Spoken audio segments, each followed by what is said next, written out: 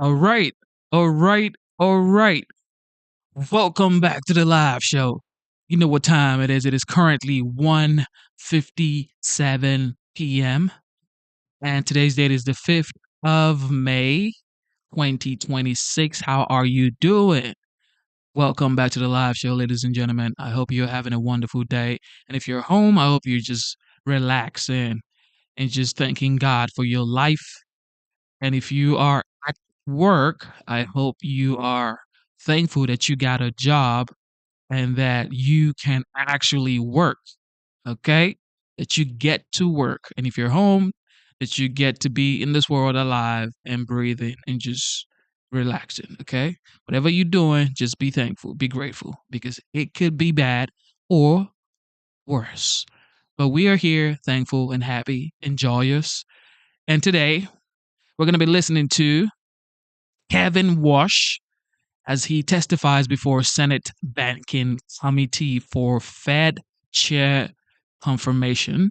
Because, of course, you know the Fed Chair, Jerome Powell, but like President Donald Trump calls him, Jerome Too Late Powell, his term has expired, and now they have to confirm a new person because President Trump would not definitely have him there again because he thinks he's not following the stats that is being provided to him, which is, the economy isn't doing as poorly as the Fed may seem to say, and that if everybody around the world are reducing interest rate, like the United Kingdom and the like China, every other places, why wouldn't the Fed in the United States reduce interest rate? But hey, maybe they have their own stats that they're looking at that they seem to believe that it is not the right time to reduce interest rate drastically as President Donald Trump is suggesting. However, President Trump says, okay, if that's the case, I'm just going to get a new person who would understand the business side and also think about Americans, the consumers and the business owners, and as well as the big and small businesses. But with that being said, Kevin Walsh has been tendered forward to be the Fed chair of the Trump administration. So let's see what he has to say. Is he the right guy or is he just another person? Most people say he may be the right guy, but who knows, ladies and gentlemen? Who knows? Let's listen to the person in his own words, Kevin Walsh. All right, Senator Tom Scott is going to start this proceeding. And if you're here, thank you for tuning in. Listen. This committee will come to order.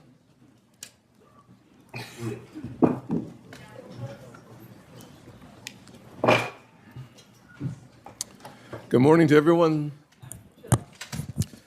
This is Kevin Warsh. Thank you for being with us today. We're excited about the opportunity to discuss America's economy with you.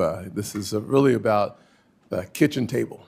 People across our country want to have confidence in our institutions, that your nomination goes in the direction of reinforcing why they should have confidence in the institutions. You've been nominated by the president to be the chairman of the Federal Reserve System. The Federal Reserve plays a powerful role in our economy. The monetary policy choices made at the Federal Reserve can affect the Americans' ability to buy groceries, whether or not they can afford a home, how far their paycheck goes, especially at the end of the month. And in South Carolina, I hear all the time how families are working hard, doing everything right, and still feeling squeezed. Bidenomics made prices go up, and paychecks have not kept pace. Too many parents are stretching every single dollar they have just to cover the basics. And too many workers are wondering when the economy will start to feel stronger at their kitchen table, not just on paper. Congress, President Trump, and his administration are focusing on fixing the disastrous mistakes of Bidenomics to restore Americans' confidence in our economy. Through efforts like the Working Families Tax Cut bill, we are helping Americans keep more of their hard-earned money. Compared to the average tax return under President Biden over 4 years, the average return is up 24% since then. Just in the last year, the average tax return is now around $3,400, an 11% increase because President Trump and his leadership decided to focus on hardworking Americans who are struggling to make ends meet, paycheck to paycheck. Nearly half the country, half the returns filed in 2026 claimed either a deduction for tipped income, overtime earnings, senior citizens, or auto loan interest for major parts of the Working Families Tax Cut bill that every single person on this dais to the right voted for. Under President Trump's leadership, Americans are keeping more of their hard-earned money, about $300 more every month. It is necessary that Congress continues to put money back in the hands of everyday Americans, and that is why it is important, and I want to be clear here, that is why it is important that we confirm Kevin Warsh to be the Federal Reserve Chair. The Federal Reserve has a clear dual mandate to promote stable prices and maximum employment. The policies of the Fed therefore directly affect Americans' cost of living and their income. And when the Fed is successful in fulfilling its dual mandate, affordability improves, with Americans taking home more money and paying less for everyday necessities. Unfortunately, in recent years, the Fed has faced real challenges. There have been questions about its decisions, its focus, and whether it has engaged in issues far outside its jurisdiction. Under the Biden administration, the Federal Reserve appeared to move with the political winds, raising real concerns about politics and weaponizing one of the most powerful weapons we have for good economically, the entire Federal Reserve System. For example, under the Biden administration, the Fed pushed climate-focused initiatives only to reverse that climate agenda as soon as President Trump took office. When actions appear to shift with changing political priorities, it can undermine confidence in the independence of this great institution. An independent Federal Reserve is essential to achieving its mission. Markets depend on it. Families depend on it, and that independence must be protected. The American people expect the Federal Reserve to stay focused on the economy, not politics. Today's hearing is an opportunity to refocus the Federal Reserve on its dual mandate to increase economic stability and affordability for everyday Americans. Kevin Warsh is battle-tested and brings the necessary experience from his time as a Federal Reserve governor during the Great Recession. During his first term as governor, he helped our economy through the crisis and restored faith in the economy. He has seen the economy in its darkest days and understands how economic decisions affect job growth, our economy, and the opportunities that we have come to love as Americans. We want every citizen in this country to have a chance to live their version of the American dream. And that means having our private sector economy running as strong as possible, which means your focus has to be on everyday Americans and not politicians, not the political wins, but on everyday Americans who desperately want to restore their confidence in our institutions. Today, this committee will examine the plans Mr. Warsh has for his return to the Fed, this time as chair, and how he plans to lead the institution at a critical moment to deliver lower cost and real relief for working families. For folks back home in the great state of South Carolina and across the country, the goal is simple. They want lower costs and more opportunities. The Federal Reserve plays a key role in bringing prices down and helping wages go up. Confirming Kevin Warsh will make sure that affordability is at the center of our economic agenda. Senator Warren is now recognized. Thank you, Mr. Chairman. And if I may, I just want to start by saying one of our members lost a child yesterday. And I know our hearts go out to Mark Warner and his family, and that is true on both sides of the aisle, that we may disagree on policies, and we may do so vigorously, but when it comes to the safety and security and the health of our families, I know we are as one, and we are praying for them. And Ranking Member, Thank you. I think it'd be appropriate for us to take a few seconds of silence on his behalf, 36 years old, the one thing you don't want to do as a parent. Yeah.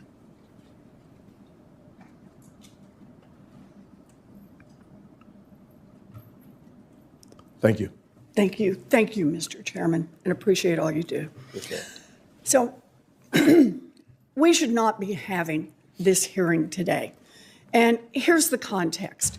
First, over the past year, President Trump has racked up one economic failure after another, and Americans know that.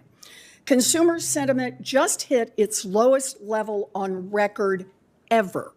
Inflation is rising, and families are paying more for groceries, more for health care, more for utilities, more for housing, all thanks to Trump's chaotic tariffs and one big beautiful bill.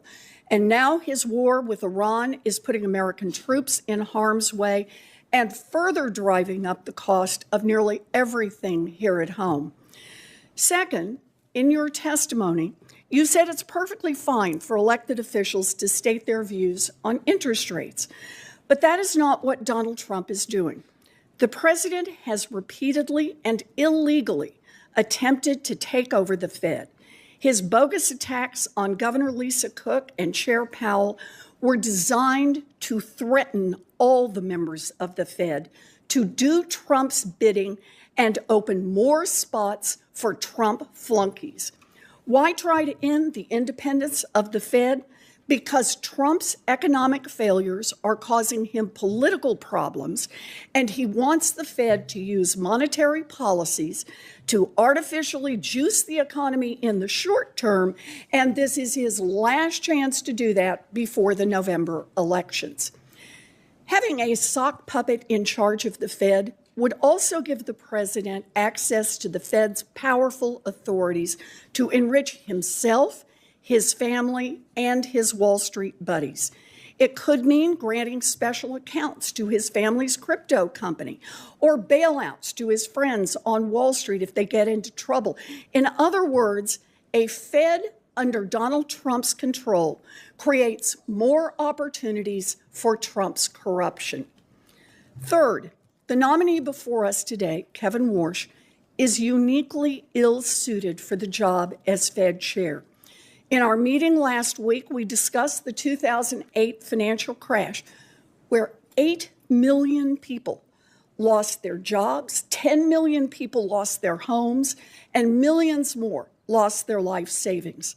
Giant banks, however, got hundreds of billions of dollars in bailouts. Mr. Warsh was a Fed governor from 2006 to 2011. That's before, during, and after the crash. And he said to me that he has no regrets about anything he did. So let's take a deeper dive into Mr. Warsh's record. In the years leading up to the 2008 financial crisis, he was an enthusiastic cheerleader for credit default swaps and complex securitizations. He dismissed repeated and increasingly urgent concerns from housing advocates across the country regarding subprime mortgages. He refused to use the Fed's authorities to address the risks that were building in the financial system. And when the crisis hit, and the economy blew up, Warsh took on the job of Wall Street's personal liaison on the Fed board. He was quick to respond to concerns from Wall Street CEOs, and he worked tirelessly to arrange multi-billion-dollar bailouts for them with nothing for American families. No regrets, he says, no regrets.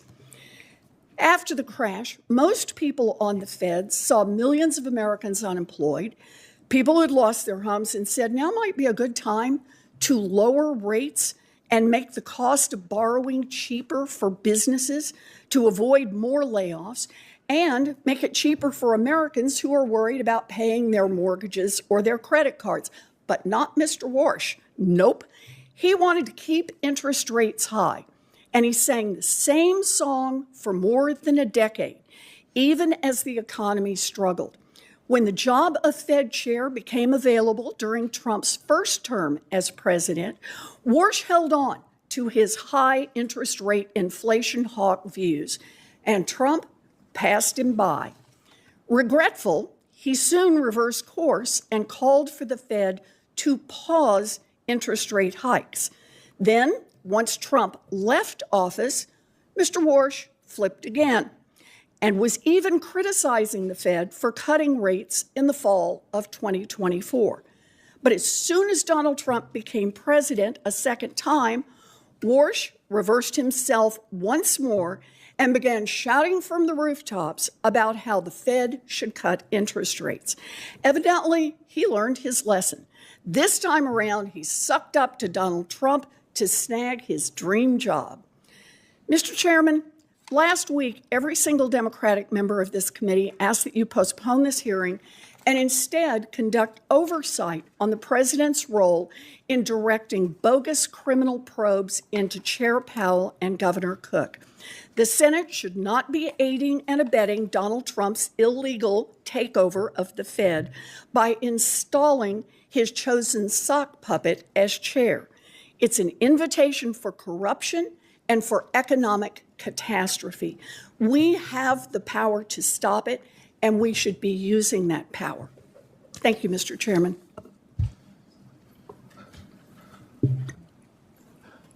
Well, there you have it. I'll just say it is interesting that we're going to hear from Senator Dave McCormick in his introduction of Kevin Warsh, who was last time unanimously confirmed by the United States Senate. Unanimously confirmed by the U.S. Senate. Dave, the floor is yours. Thank you, Mr. Chairman, Ranking Member Warren, distinguished colleagues. It's really a great honor to introduce my friend Kevin Warsh and welcome him and Jane here today. Kevin has been a friend for many years. Winston Churchill observed that for great leaders there comes, and I quote, a special moment where they are figuratively tapped on the shoulder and offered the chance to do a very special thing.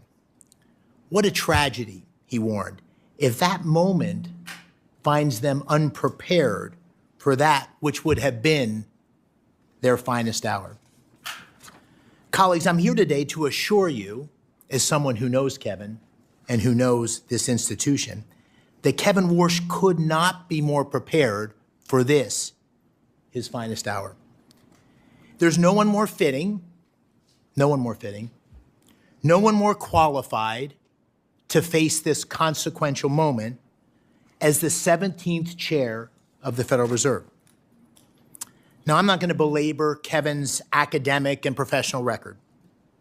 They speak for themselves. Instead, I'd like to tell you about a man who Dina and I worked with decades ago and who has been someone I've called a friend for almost 30 years. President George W. Bush famously appointed Kevin to the Federal Reserve in 2006 when Kevin was just 35. He was the youngest appointed board member in history. But President Bush saw in Kevin what I believe you will see in him with your questions today. Wisdom that belied his age, now deepened by experience.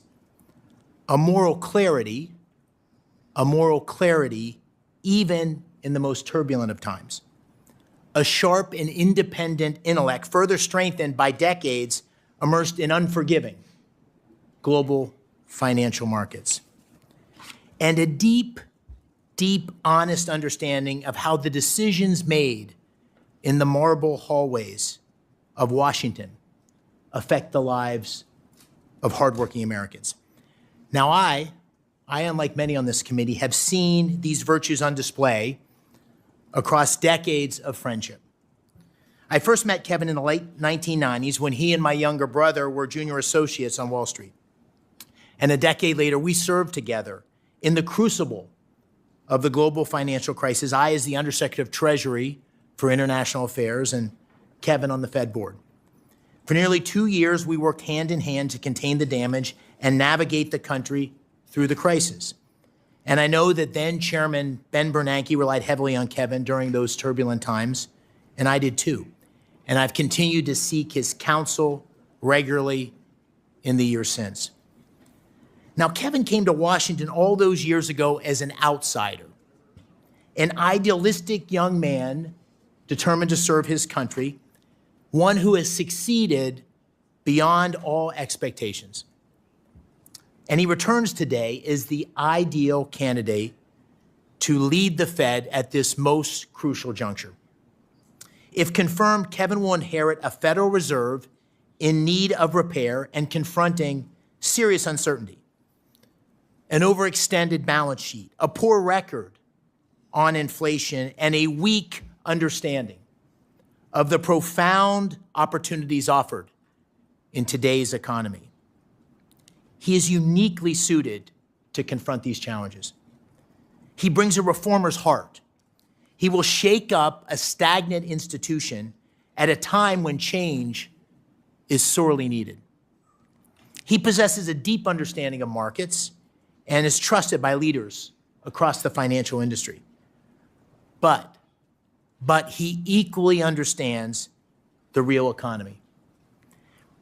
Born and raised in upstate New York, he knows from personal experience how the actions of the Fed can change the lives of working families. It's no small thing. It's no small thing to know firsthand how an increase in gas prices or mortgage rates or an uptick in unemployment affect everyday Americans. The Federal Reserve must not be ruled by pointy-head economists poring over outdated models and reams of market data. It needs a leader. It needs a leader who understands that the Fed's mandate of stable prices and maximum employment serves a higher purpose, the preservation of the American dream. Now, colleagues, Kevin Warsh has lived the American dream. I know in my heart he will always fight to keep that dream alive for all Americans. He is the right man for this pivotal moment, and I urge you not to get caught up in the politics of the moment and support his speedy confirmation. Thank you, Mr. Chairman. Thank you, Senator McCormick. I will now swear in the nominee. Will you please stand and raise your right hand? Do you swear that the testimony that you are about to give is the truth, the whole truth, and nothing but the truth, so help you God? Do you agree to appear and testify before any duly constituted committee of the Senate? You may sit down. Your written statement will be made part of the record in its entirety. Please keep your oral comments to 5 minutes. Mr. Warsh, you are now recognized. Thank you, Mr. Chairman. I appreciate your consideration today. I've known you for quite a while, and I certainly appreciate the many courtesies you've given me, not just since the President's nomination, but long before. It's an honor to be with you, with Ranking Member Warren, and with the entire committee. I'm deeply grateful to President Trump for asking me to take on this public trust, because that's what it is, a public trust. The President believes that real economic growth in the U.S. and real take-home pay will accelerate. I share the President's confidence in our country and its people. America's economic growth potential is rising as we sit here today. I'm also especially happy that my wife Jane is here. She's been with me for many of the most important moments in my life. I'm grateful for her love and her personal accomplishments. I reciprocate that with somewhat of my own love, though I'm a little more stoic than she. And about every 20 years, I reintroduce her to this committee. She sat behind me 20 years ago, and it was almost 20 years ago to the day. And so let me offer today what I said then. Jane, happy anniversary. I'm also thinking of my late mom and dad. They were paying great attention to this hearing 20 years ago. They're no longer with us, but I was always proud of them and the values they taught me, and I hope they'd be proud of me today. We start today with a note of broad agreement, even though we might have heard different narratives at the outset of this hearing. This is a time of great consequence for the nation's economy. As a former Fed governor and friend or colleague of the last 5 Fed chiefs, from whom I've learned plenty of lessons, I'm particularly alert to the challenges and opportunities confronting the institution that I cherish, the Federal Reserve. To the President, to the Congress, the nation, I owe my best judgment and my most faithful efforts in serving the mission that you and Congress assigned to the Federal Reserve, including full employment and stable prices. The American people are counting on the Fed to deliver on its commitments, perhaps now more than ever. The real highlights of my life are not on my resume, as Senator McCormick said. They include the individuals with whom I worked and from whom I learned. I graduated from high school in upstate New York. I had some exceptional teachers there and some brilliant classmates. I've learned we're lucky in life if we start out with good influences in learning and in character. A public school education gave me both of these, and I'm grateful. I made my way to Stanford and found myself in the company of some of the most highly accomplished economists and policymakers. George Shultz, former Secretary of State and Treasury, was among the great patriots at the Hoover Institution, who I came to know as a teacher, mentor, and friend. He passed away right after COVID at age 100, but I still feel him with me. I could not have imagined a better formative experience than working from and learning from folks like him. I could tell you about all the things I learned, but maybe the most important was to be around people completely devoted to the ideas and ideals of our country. Silicon Valley in the early 90s, another fitting backdrop for all the things we confront today. I found myself in the right place at the right time. The US was at the vanguard of a new era of technological leadership, and I just looked out my door to see it. Now, in the last 15 years, I've gained deep experience in macro and in markets, working with Stan Druckenmiller. He never held a position in government, but is no less a patriot. He never got a PhD in economics, but I don't know a finer economic thinker. Without their guidance and the guidance of Condi Rice, my friend and I should say my boss at the Hoover Institution, I doubt I would be sitting before you today as the President's Fed Chairman nominee.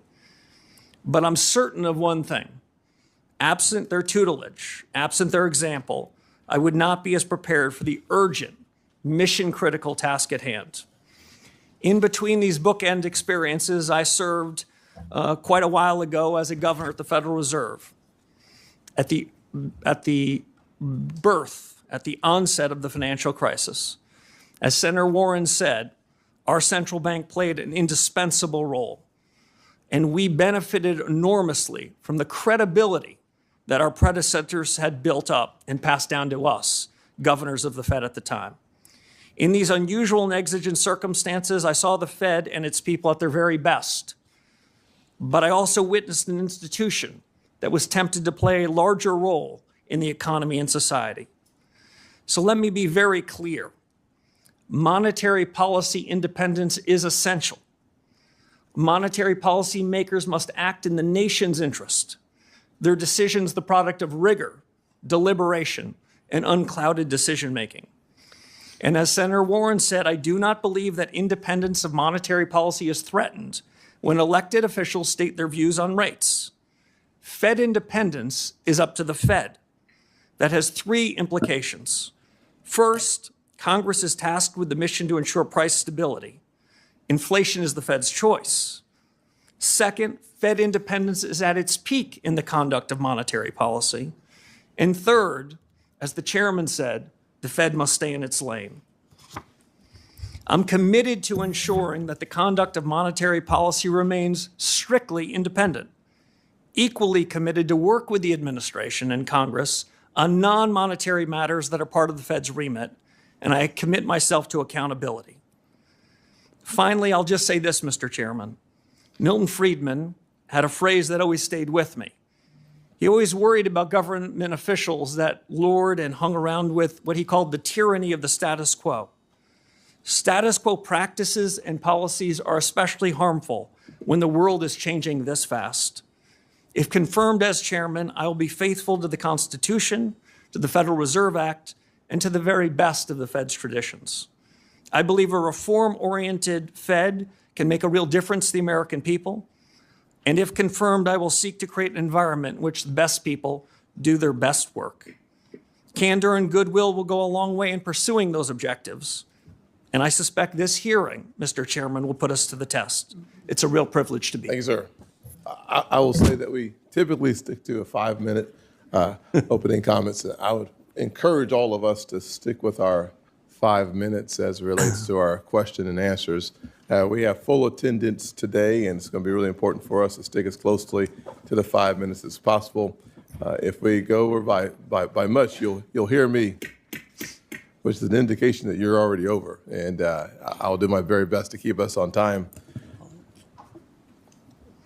Kevin, there are so many questions to talk to you about, to ask you about, to be honest with you, and I just want to name a couple of them, and we'll look forward to hearing more on these topics. I will not have enough time to delve into some of the most important issues facing our country. I'll take 2 of those issues and focus my time. I'm sure my colleagues on either side will have a conversation with you and ask questions about AI. The AI future is going to have massive impact on where we go as a nation. It's going to have a massive impact on your dual mandate as it relates to full employment.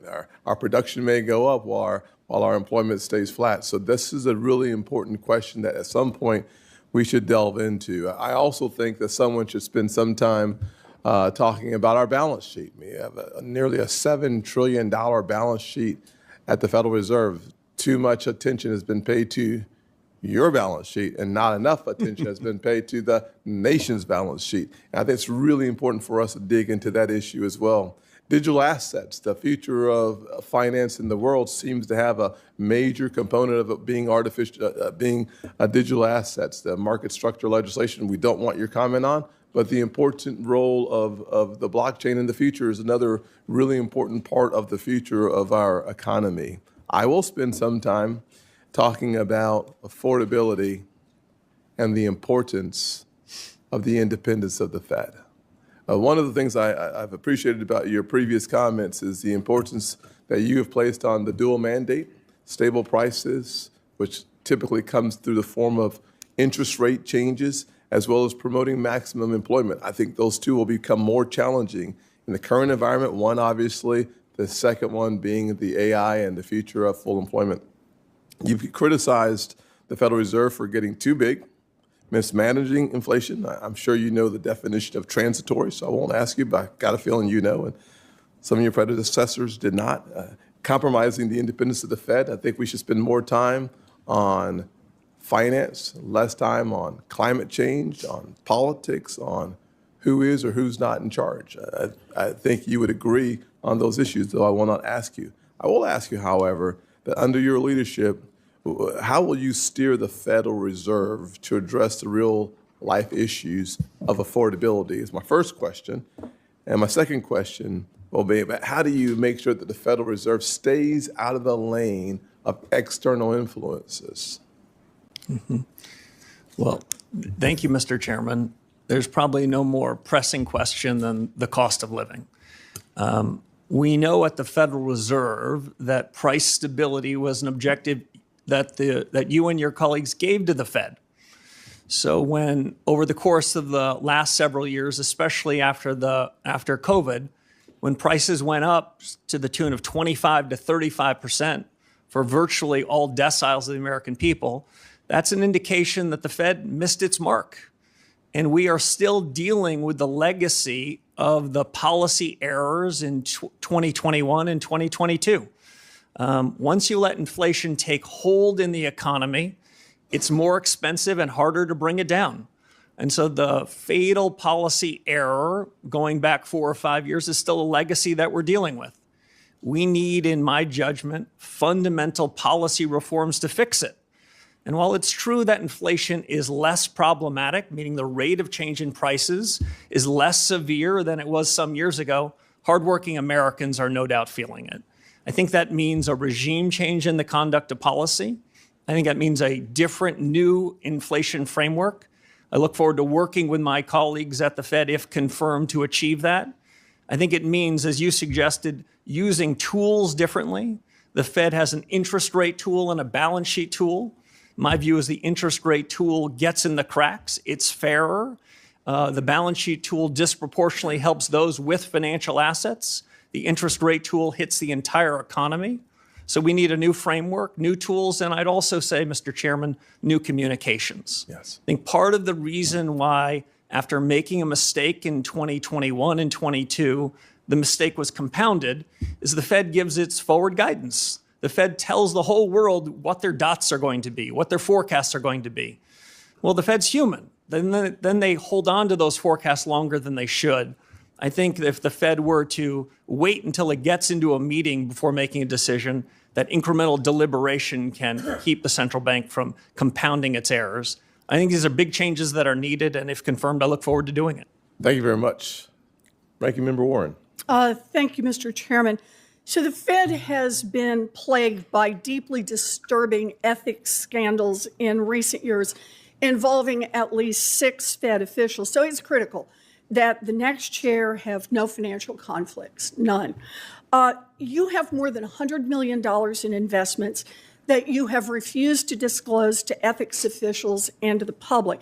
So let me ask, do the Juggernaut Fund or the THSDFS LLC invest in any companies affiliated with President Trump or his family, companies that have facilitated money laundering, Chinese-controlled companies, or financing vehicles established by Jeffrey Epstein? Senator Warren, thank you. So let me first share a point of agreement with you. The Fed has 2 tools. One is its monetary policy, and the second is its credibility. And the scandals that you talked about, the ethics Mr. problems Warsh, you I talked appreciate about, that, but I have went to the very core of the limited credibility time. that has hurt the Could you Fed. answer my question, please? I asked. You have $100 million in undisclosed assets. And what I'm asking is, are any of those with this outfit that invests in companies affiliated with President Trump or his family, companies that have facilitated money laundering, Chinese-controlled companies, or financing vehicles set up by Jeffrey Epstein? It's a yes or no question. Senator, I have worked tirelessly with the ethics officials at the Office of Government Yes, Ethics. and you have not come to an revealed ethics agreement $100 with million them and have in agreed, assets. Senator, to sell all of That's my financial not my assets, question. Mr. including Warsh, are the you Duquesne refusing assets. to tell us if you have investments, for example, in vehicles set up to advance Jeffrey Epstein? Is that what you're telling us? You just won't tell us? Senator, what I'm telling you is that those assets that you represent at Juggernaut will be sold if I'm confirmed before I take office and sign the oath of office. Let me follow up on that. Will you at least disclose how you plan to disclose and divest these secret assets? I'm sure you understand that the public might question your motives if, for example, billionaire Stanley Druckenmiller, who you honored in your opening statement, and who makes a living guessing what the Fed will do next, cuts you a massive check for $100 million as you take the oath of office to become the new Federal Reserve Chair. Senator, as you know, it sounds like your fight might not be with me, but the Office of Government Ethics. I have come to full agreement with them and have agreed to divest all of those assets, I'm asking you especially a very those that you straightforward referenced question, before I Mr. take the Warsh, oath of office. and that is, will you disclose how you divest those assets, or will you just collect a check for $100 million from someone whose whole business is betting on what the Fed will do? As I said to the ethics officials at the Federal Reserve and the Office of Government Ethics, they agreed, I'll take that as a I would no be as well. redeeming my So assets Donald before Trump I take has office. made clear that he does not want an independent Fed. In fact, he has said, and I quote, "Anybody that disagrees with me will never be Fed chairman." And he's made clear that you are his sock puppet, saying last week that interest rates will drop, quote, "when Kevin gets in." Yeah, I think they do. Not when economic conditions change, we'll get lower rates. Not when the economy needs it. Nope. He said, when my guy, Kevin Warsh, is in there, we'll get the interest rates that I, Donald Trump, wants.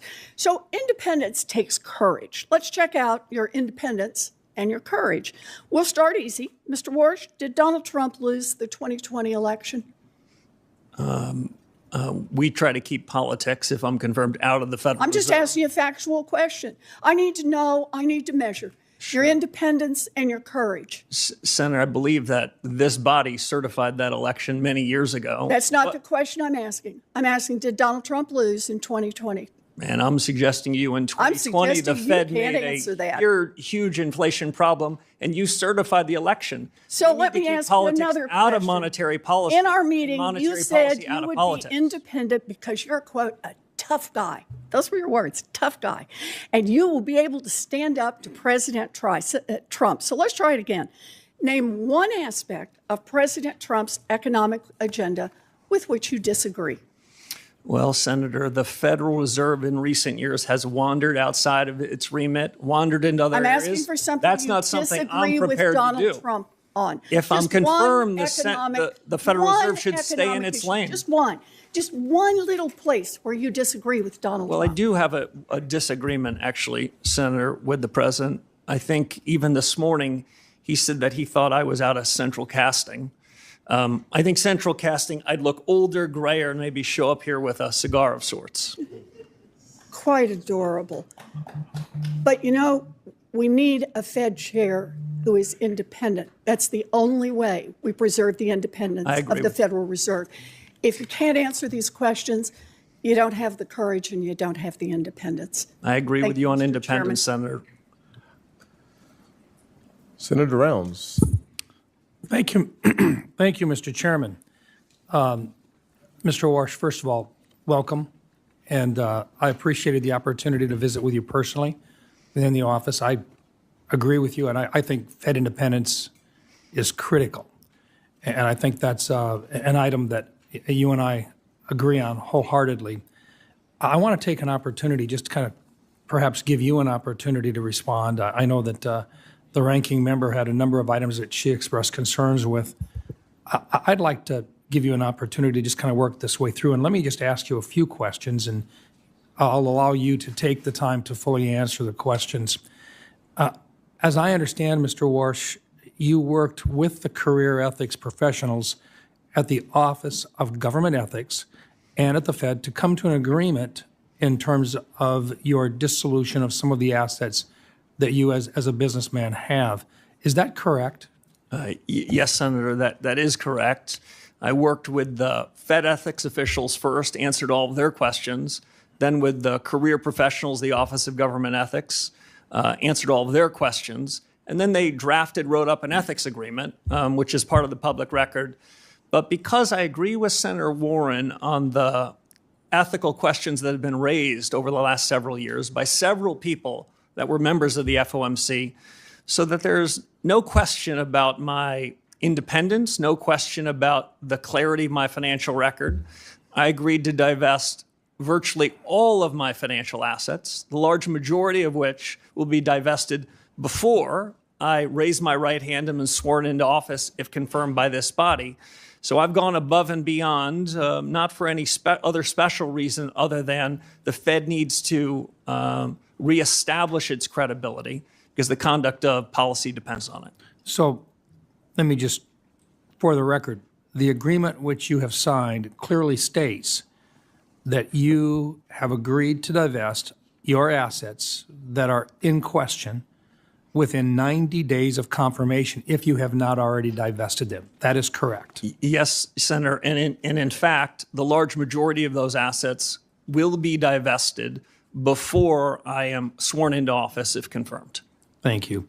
The career ethics professionals were the ones that basically had sent your signed paperwork to this committee's chief clerk. I really question whether or not they would have done that if they did not come to the ethics agreement with you in the first place, correct? Yes, I presume that's right. We had a very good working relationship, and I'm happy to be sitting after the divestiture and cash or T-bills or whatever is the permitted asset so we can get back to the business of fixing the Fed, reforming an institution that has lost its way a bit, that has missed the mark. As Chairman Scott said at the outset, this inflation risk is still something that's being talked about around kitchen tables and boardrooms. My preferred definition of stable prices is a little different than most academics. I believe that price stability should be a change in prices such that no one's talking about it. That's an old-fashioned definition, but I think it's still valid. And the sooner that we can reform the institution with my colleagues, if confirmed, the sooner we can ensure price stability, and we can have a new set of leaders atop the institution with high, credible, ethical standards to return the Fed to what it should be. The independence that both Chairman Scott and Senator Warren mentioned, critically important. But independence has to be earned, and it's earned by delivering on the promises, the commitments that the Fed has made. And as the Fed hasn't delivered on those promises, we shouldn't be surprised that we hear politics that are entering the room at the Fed. We need to get the politics out of it so the Fed can focus on its day job, deliver on full employment and stable prices. It's true that people want to see stability within the Fed, but is it okay for a Fed governor or a chairman to change their mind on a particular policy? It's more than okay, it's essential. Economics is not physics, it's not math. Frankly, most of us that ended up in the economics business, we started like I did as a math major. It was too hard. So we ended up in economics. In economics, what we need to do is focus to the left of the decimal point, not to the right of the decimal point.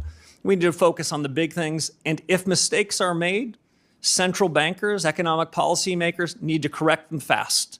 The real mistakes, the mistakes that cause inflation to be persistent, to undermine hardworking American standard of living, and when those mistakes go on. Thank you. Thank you, Mr. Chairman. Yes, sir. Senator Reid. Mr. Chairman, before we start the next question, I ask that we have entered into the record the U.S. Office of Government Ethics certification, which requires that all nominees disclose all of their assets and showing that Mr. Warsh is out of compliance and that he has not met the ethics requirements.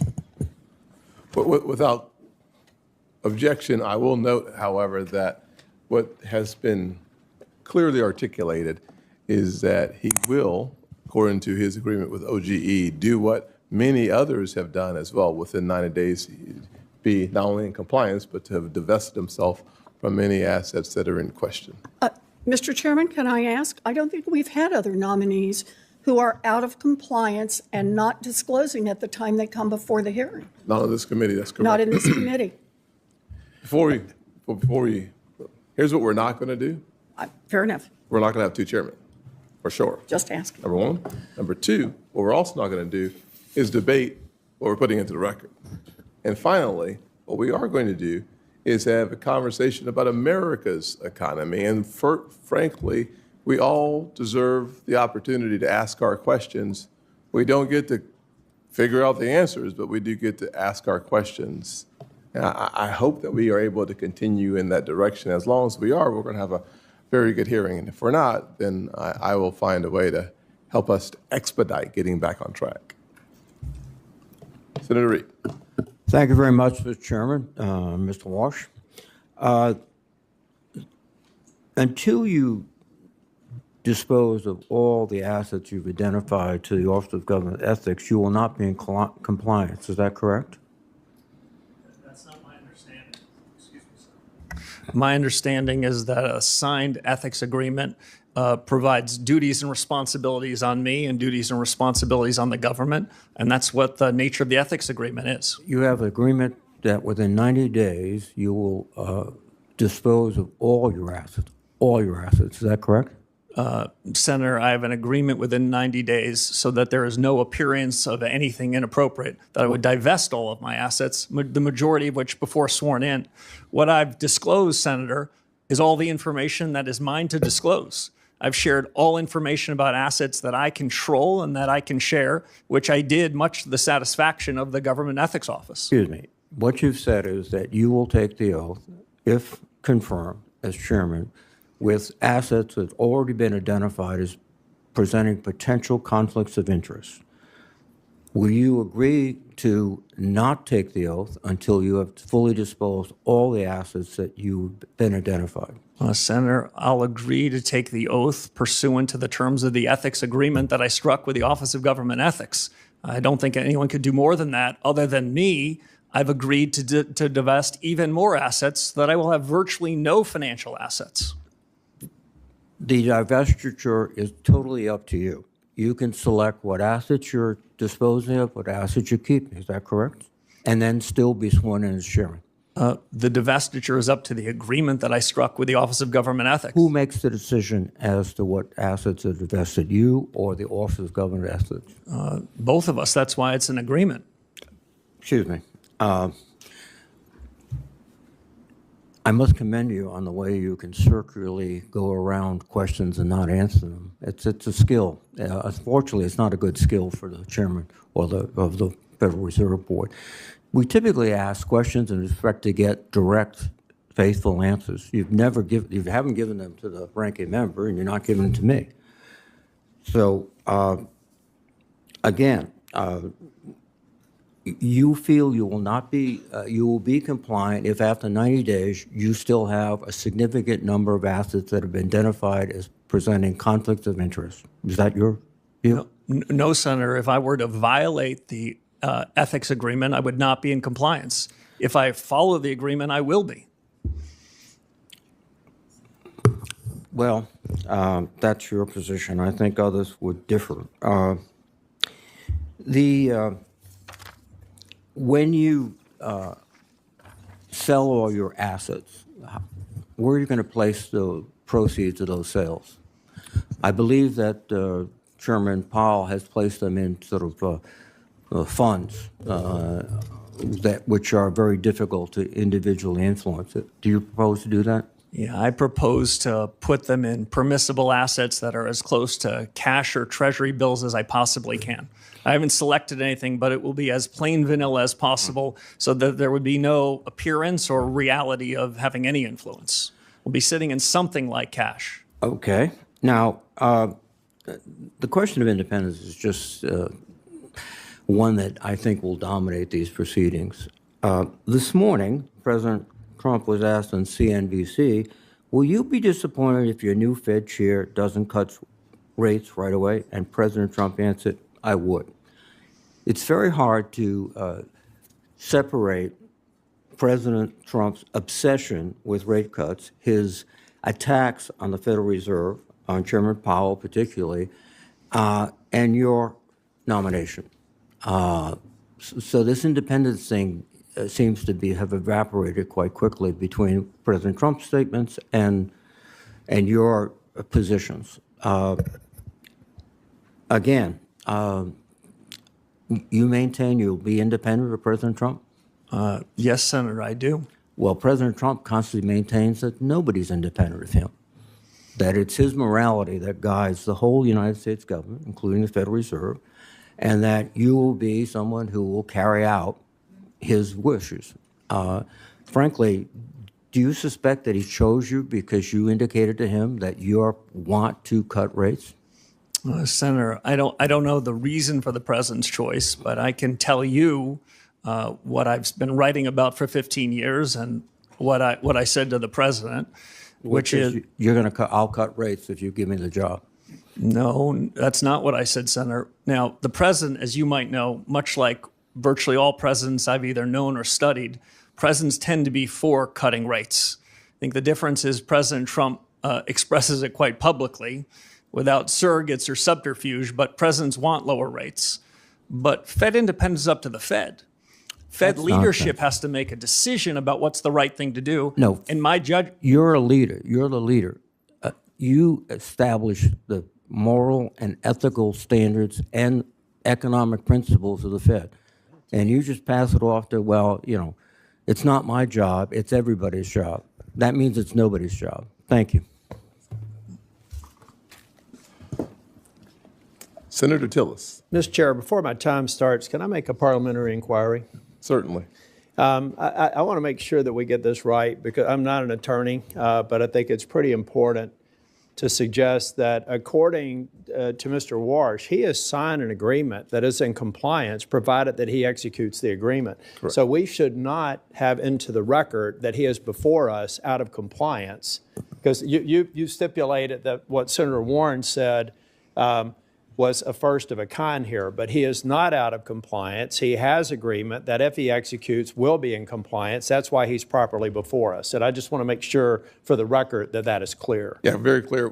Let me just say it. I'm going to reiterate what you just said, but I was writing it down myself. The Office of Government Ethics has entered into an agreement with Kevin Warsh that he has up until 90 days after confirmed to divest of his assets. So the word, I mean, to non-attorneys here, I heard someone say he's before us out of compliance, and that's why I checked with the staff to be absolutely certain. He is properly before us. He will be in compliance if he executes agreement that addresses the concerns that have been presented by some of my colleagues on the other side of the aisle. I just want to confirm for the record that that is in fact accurate. So if we're doing a matter here of, is this parliamentary inquiry? Is that what this is? I've made a parliamentary inquiry, so I'm not burning my time on something I that I thought understand. felt like a cheap shot to say he's out of compliance when in fact he's not. Then I'd like to ask the other question, and that is, have we seen this agreement? Do we have any way to verify that, in fact, these sales will occur if we have no idea what's in them and no one has told? And let's remember the law for a minute. The Fed, unlike other parts of government, do not have a 90-day you can be out of compliance. Fed law is explicit that you cannot own any portion of a financial interest in a bank. or a Mr. President, financial Mr. institution. Chairman, excuse me Senator for interrupting. This- Senator, Now I'm are going we to let the attorneys take Are over. we going to all get extra time here? No. I'd like extra Yeah. 3 minutes, All right. okay? Mr. Chair, I just, for the record, and the only reason I say That was a parliamentary inquiry, so it doesn't count, Yeah, but okay? Mr. Chair, the reason I mentioned that is because you had stipulated that, I don't think you meant it this way, but you as a chair said that this is the first of a kind of someone being out of compliance. I don't think you meant that. I wanted to make sure Let me it was clear for the record. Well, let me just be very clear again. The career ethics professionals were the ones that sent Mr. Warsh's signed paperwork to this committee's chief clerk. They would not have done so if they did not come to an ethics agreement with Mr. Warsh.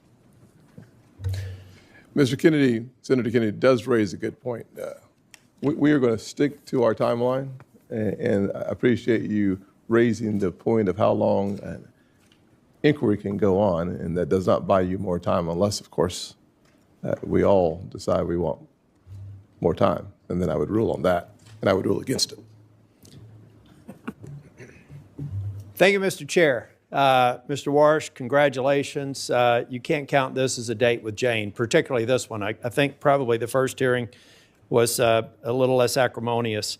I'm not going to ask you anything. You can take a break and get ready for the bludgeoning on the other side. They're going to beat you till you bleed, and then they're going to beat you for bleeding. I'm going to talk about what's preventing me from being in a position to vote for you until we've spent time together in my office. You have extraordinary credentials. They're impeccable. I think the way you're dealing with the ethics issue is strong. Problem I have is where we are right now. And I start by saying I loved your opening statement. I love your focus on the independence of the Fed. I love the idea of Fed independence with respect to achieving the dual mandate, but Fed transparency on so many other things that the Fed does that, frankly, we're all frustrated with, bank examination, supervision being some among them that I think we should have more insight into. Mr. Chair, I'd like to submit for the record 2 executive orders under President Trump, one in 2020 and one in 2025, talking about making federal architecture beautiful again and focusing on trying to preserve the integrity of old buildings. Without objection. Thank you. And Mr. Chair, I will be submitting an analysis, but if we can go to slide 2 and turn it up right. Much has been made about the building project that has Chair Powell under investigation. I'm not going to get into the details except to say that I used to work for a firm that did audit and compliance, so I'm naturally wired to go back from the ground up and figure out what the deal is. Here's what I know. The Martin building has been conflated into this project to make it a $4 billion building. Even if you put the Martin building in, it's a $3 billion building. The reality is, what we're talking about is the Eccles building and the East building, for which, bring that up higher, Jack, you're a tall guy so people can see it. These are the overruns. And these overruns occurred in part because the cost of inputs went up 69% since the original estimate. Asbestos was identified. Remediation was required. Pylons had to be built underneath the building because it turns out they used it as a landfill and they had a water table issue. There were a variety of reasons why this building went over budget. And as a matter of fact, if we put everybody in prison in federal government that had a budget go over, we'd have to reserve an area roughly the size of Texas for a penal colony because of the way government projects work. And the reality is the overage, inflation adjusted, was about $730 million, the majority of which seems to be legitimate. Next slide. Not acceptable, unfortunate, but legitimate. Now, what I've really got a problem with, and we're talking about Fed independence. By the way, I think you're going to be independent. You have to be. You got to convince 11 other people to vote with you, at least a majority. It's a consensus organization. You try to get the majority to. Most of these votes are 11-1. So if anybody thinks the president can appoint somebody and you unilaterally can control things, you're going to be an unsuccessful chair if history is any guide, and you've served under some of the best. So I know you're going to do it right. The problem that I have here is that we had some U.S. attorney with a dream, or assistant U.S. attorney, thinking it would be cute to bring Chair Powell under an investigation just a few months before the position was going to be open. This happened this year. Normal course and speed. Here's how it works at the Fed. May the 15th, the term would have expired. We'd be having this hearing. You'd be getting confirmed. Custom also suggests that the sitting chair, even though he has 2 years left on his term, would have exited. But instead, we have somebody who thinks a building project that went over by about $700 million with a lot of what seemed to be justifications for it are holding up this whole process. It sounds like to me somebody over in the DOJ didn't even check with the boss. The boss said on the same night that I said I can't go forward until this bogus investigation is done with, said he didn't know anything about it. So we've got people in DOJ over in the D.C. circuit or the D.C. district doing these investigations. We have got to end this investigation. Big DOJ didn't know about it. The president didn't know about it. Let's get rid of this investigation so I can support your confirmation. Mr. Warsh, the only thing I've found the least bit odd about you is you've never watched an episode of Seinfeld. You've spent so much time at being a rock-solid economist that you're not even taking time away for a little laugh like that. I look forward to supporting your nomination, and I look forward to this investigation being taken down. If the chair wants to have all of our subcommittees start looking at capital expenditure projects for the agencies that we're overseeing, I think that's a great idea. And I'd like to be on a committee specifically drilling down on this analysis. If somebody can prove me wrong, I'd be happy to make a criminal referral. But I don't have the D.C. Circuit tell me a crime was committed when 7 members on this committee said it wasn't, including the chair. Thank you, Mr. Chair. You're welcome. Only one question. What is Seinfeld? Senator Van Hollen. Mr. Chairman, thank you. Mr. Warsh, good to see you. Reviewing your record, I am concerned that your position on interest rates seems to shift with what's politically convenient rather than based on sound economic judgment. In the aftermath of the 2008 financial crisis, the worst recession since the Great Depression, with some of the worst unemployment in our lifetimes, you were a hawkish voice, expressing concern that the Fed might wait too long to raise rates. I think you got it wrong then, but now you seem to have swung 180 degrees in the opposite direction to embrace lower rates, a view that conveniently aligns with the president who nominated you. You've made this pivot even as today prices are too high. I think we all know that. Our economy works for families when prices are affordable and unemployment is low. That's why price stability is an important part of the Fed's mandate, right? Senator, yes. And the Fed uses its monetary policy tools for price stability and full employment. That's the job Congress gave to the Fed. Here's how Ben Bernanke described how the Fed uses those tools. He said, and I'm quoting, "Generally, if economic weakness is the primary concern, the Fed acts to reduce interest rates, which supports the economy. If the economy is overheating, the Fed can raise interest rates to constrain inflationary pressures," end of quote. So that's a textbook model of the Fed. Cutting rates supports the economy, but can lead to higher inflation, while raising rates helps to fight inflation, but can limit growth. Do you agree with Chairman Bernanke that that's generally how the Fed can use monetary policy to affect the economy? Senator, I do agree generally with that proposition, but I'll note at a moment like this, the supply side of the economy is changing dramatically. So the core of what Chairman Bernanke said is a question about what's the economy's potential. As I said in my opening remarks, I think the economy's potential is growing quite quickly, and that makes the decision that you tee up to be a difficult one, and one that the Fed's going to have to dig deep in evaluating what's the right policy choice in the upcoming meetings. Well, I want to push you a little bit on that in a moment, but right now the Fed has set its main interest rate at 3.5 to 3.7%. Last December, President Trump told the Wall Street Journal he wanted to cut rates to 1% and maybe lower than that by the end of this year. So just to better understand how you think about economics, in the economic model Bernanke laid out, let's say there's an economy with decent growth and no recession. If the central bank were to cut rates from 3.5 to 1% or lower, a massive cut, that would typically push prices up, right?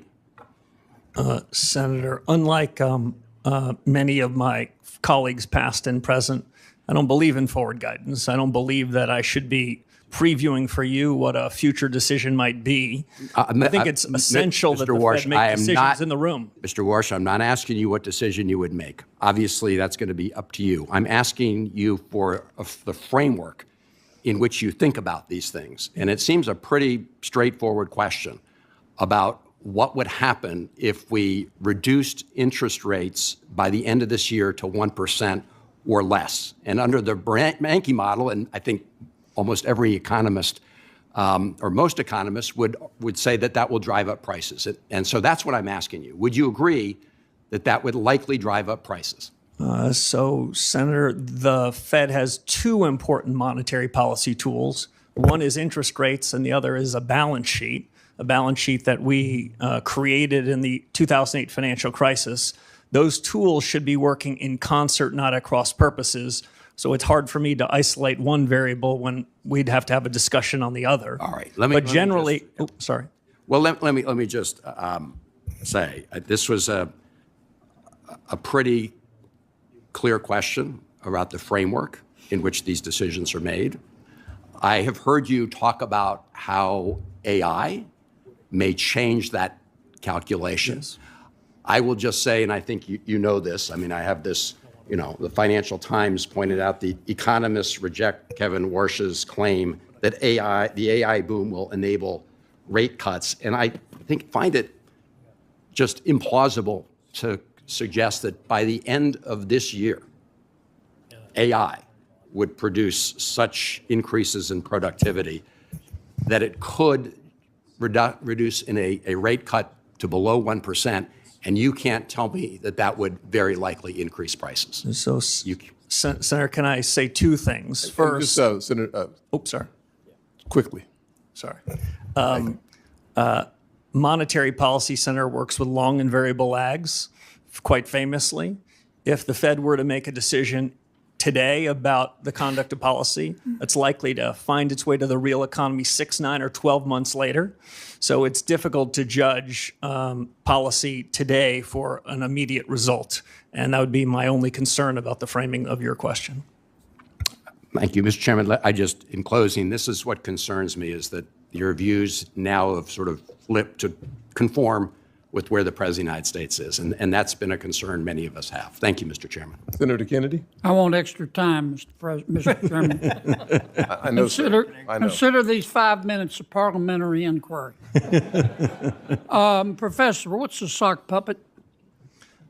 I heard the reference from Senator Warren. Yeah, what earlier. is it? I'm not sure I know. I think Okay. it's that thing you stick your hand in. Yeah, kind of like this. Yes. What's a human sock puppet? Isn't a human sock puppet somebody who'll do what somebody else tells them to do? I think that's what the senator was trying to suggest. I think that gonna was be the innuendo. Are you going to be the president's human sock puppet? Senator, absolutely not. Are you going to be anybody's human sock puppet? No, I'm honored the president nominated me for the position, and I'll be an independent actor if confirmed as chairman of the Federal Reserve. My friend Senator Warren, and she, as my friend, suggested that, I wrote it down, you will use your power, you might use your power to bail out your friends if they get in trouble, kind of like President Biden did with Silicon Valley Bank and Signature Bank. She didn't say the last part, I just did. Are you going to do that? No, Senator. Okay. The ethics folks, they've cleared you, but they've said you got to sell some assets. Is that right? Yes, sir. Okay. And these assets that you have, you can't just hold a yard sale, can you? No, not for most of them, sir. Okay, so it takes a reasonable period of time, right? Yes, sir. And you've promised to sell them, right? I did. And if you don't sell them, we'll know, and the ethics folks will know, right? Yes, I'd be in violation of the ethics agreement if I refused to sell them. But you're going to sell them, right? Yes, Senator, I will. Okay. Can we agree that politicians have the right to offer you advice about what to do with interest rates? Senator, we can agree, and it's not something that I would shy away from. I've heard many senators from this very committee in years past express strong views on interest rates. Okay. Humble central bankers should be listening and then making their own decisions. Some politicians matter more than others. And generally speaking, presidents matter, their opinion matters more than, say, a senator. President Trump has offered his opinion about what you ought to do with interest rates. Is that right? Senator, he has not made his opinion on that a secret to anybody. Yeah. And every president has that you're aware of. Yes, Hasn't it? and they all tend to be in the same direction, Senator Kennedy. Okay. Now, the problem is, can we agree that your credibility as Fed chairman is the most important thing you have? It's the most important thing to me, it's the most important thing to the institution, and it's the most important thing to the successful conduct of policy. Okay. If the that's markets that's a think yes, right? Yes, Senator. Okay. The problem is that President Trump has said he's not going to appoint anybody who wouldn't agree to lower interest rates. Have you agreed with the president that you're going to lower interest rates? Senator, I'm glad you framed it that way. The president never asked me to predetermine, commit, fix, decide on any interest rate decision in any of our discussions, nor would I ever agree to do so. So the president has never sat you down, looked you in the eye, and said, here's the deal, Scooter. I'm going to appoint you, but you got to agree to lower interest rates. That didn't happen, or it did happen? The president never once asked me to commit to any particular interest rate decision, period, and nor would I ever agree to do so if he had, but he never did. I was honored he nominated me. Like everyone else in the committee in the world, I've heard his view on interest rates. It sounded very similar to me to every other president in economic history that I've studied. Okay.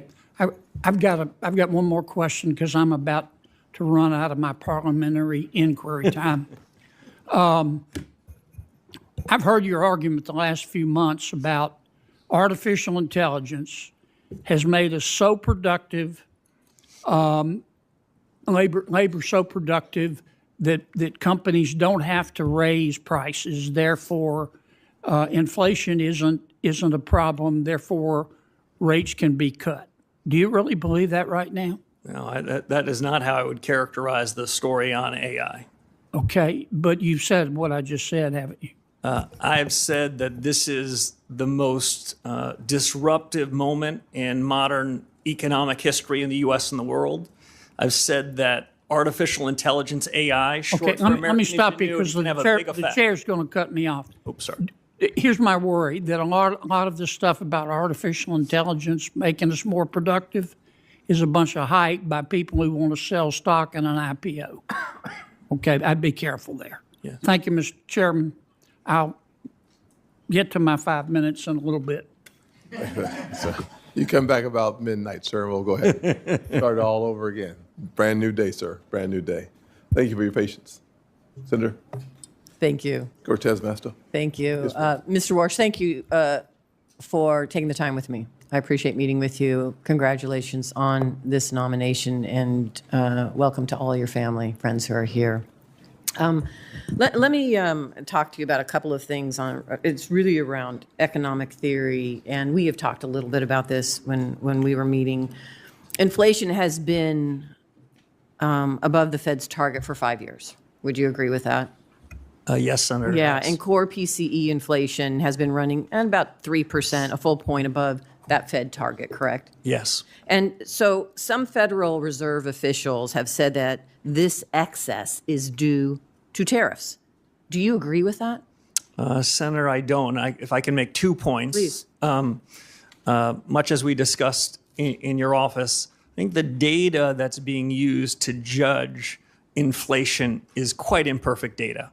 And among the projects that the economics profession, and if I'm confirmed as chairman of the Fed needs to do, is to try to use our new understanding and new data sources to see what's really the inflation rate in the economy. We used to use core PCE, core measures, so we'd exclude food and energy because it was sort of a rough swag as to what was going on. We don't have to do a rough swag anymore.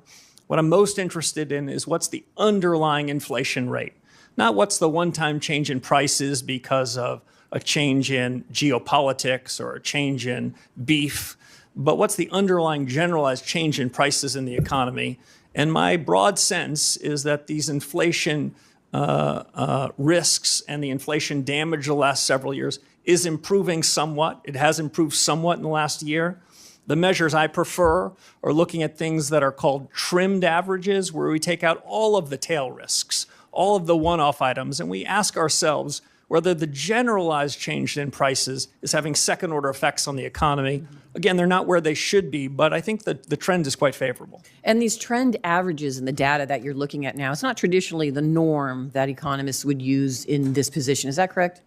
Some in the economics profession are increasingly looking to these median-type measures, but among the projects I would hope to undertake as one of the first reforms at the Fed is a data project, where we would go off and we would evaluate with the public sector and the private sector, including the Bureau of Labor Statistics, a survey of 1 billion prices. Mm-hmm. And what I'm really most interested, Senator, is what's the change of that 500 millionth and one price? Because that's inflation. That's a change in the generalized level. In a market economy, prices change all the time, and I don't want to be confused by that. I want to know what inflation really is, and I still think there's some work to do.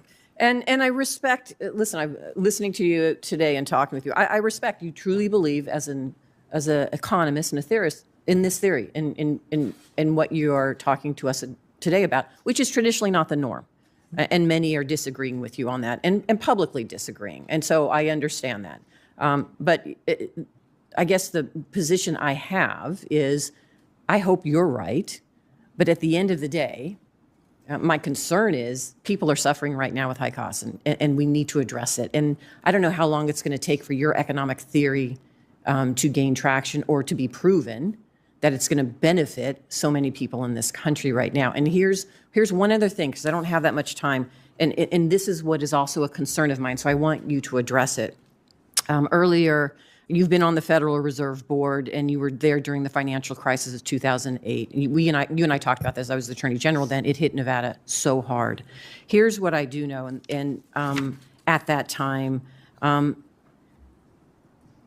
in 2006, you attended numerous meetings where housing experts pleaded with you to stop predatory mortgages.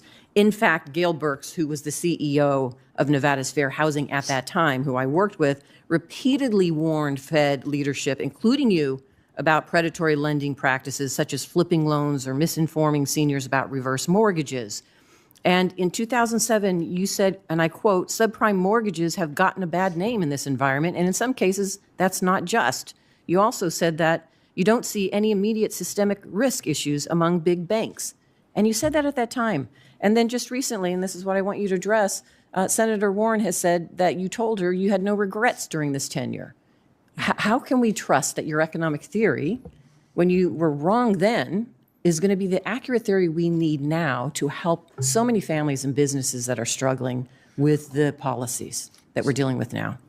Senator, let me address a few things. The chairman is going to cut me off when he must. But I would say this, for many years before the global financial crisis, I warned about the very real risks of Fannie Mae and Freddie Mac blowing up, which they did. I think that part of the housing market was vulnerable for many years, and not enough was done about it, even in spite of my protestations and my urging about GSE reform. It wasn't done. I think that compounded the financial crisis. Secondly, I think subprime mortgages then, subprime assets then, were indicative of prices of almost every financial asset that were mispriced. What I suggested then and what I believe now is that subprime mortgages were just indicative of a set of prices that were incorrect, and they all repriced. Just to give one fine example before I turn to the chairman. Perhaps no examples right now. Okay, sorry. Let's go to Senator Thank you. Haggerty. I want to give you the opportunity to finish that exchange. Thank you, Mr. Chairman. And Mr. Warsh, I want to welcome you, Jane, your family. And I want the committee to know that I've known Kevin Warsh for 30 years. We first crossed paths back in 1992, shortly after Kevin graduated from Stanford. We both worked on the White House staff at that point in time. And I just want to say this, that the man testifying before us today is the same man that I got to know then. Serious, disciplined, with a true heart for public service. And I want to say this, I've said it before, Kevin Warsh is the man for the moment. His background, his experience, and his discipline are precisely what we need to bring our economy into its full potential. I'm delighted to see him here today as we both reinforce competence here at home and do the same thing abroad. And if I think about Kevin's qualifications, think about the contrast with the nominations that we saw with the last administration.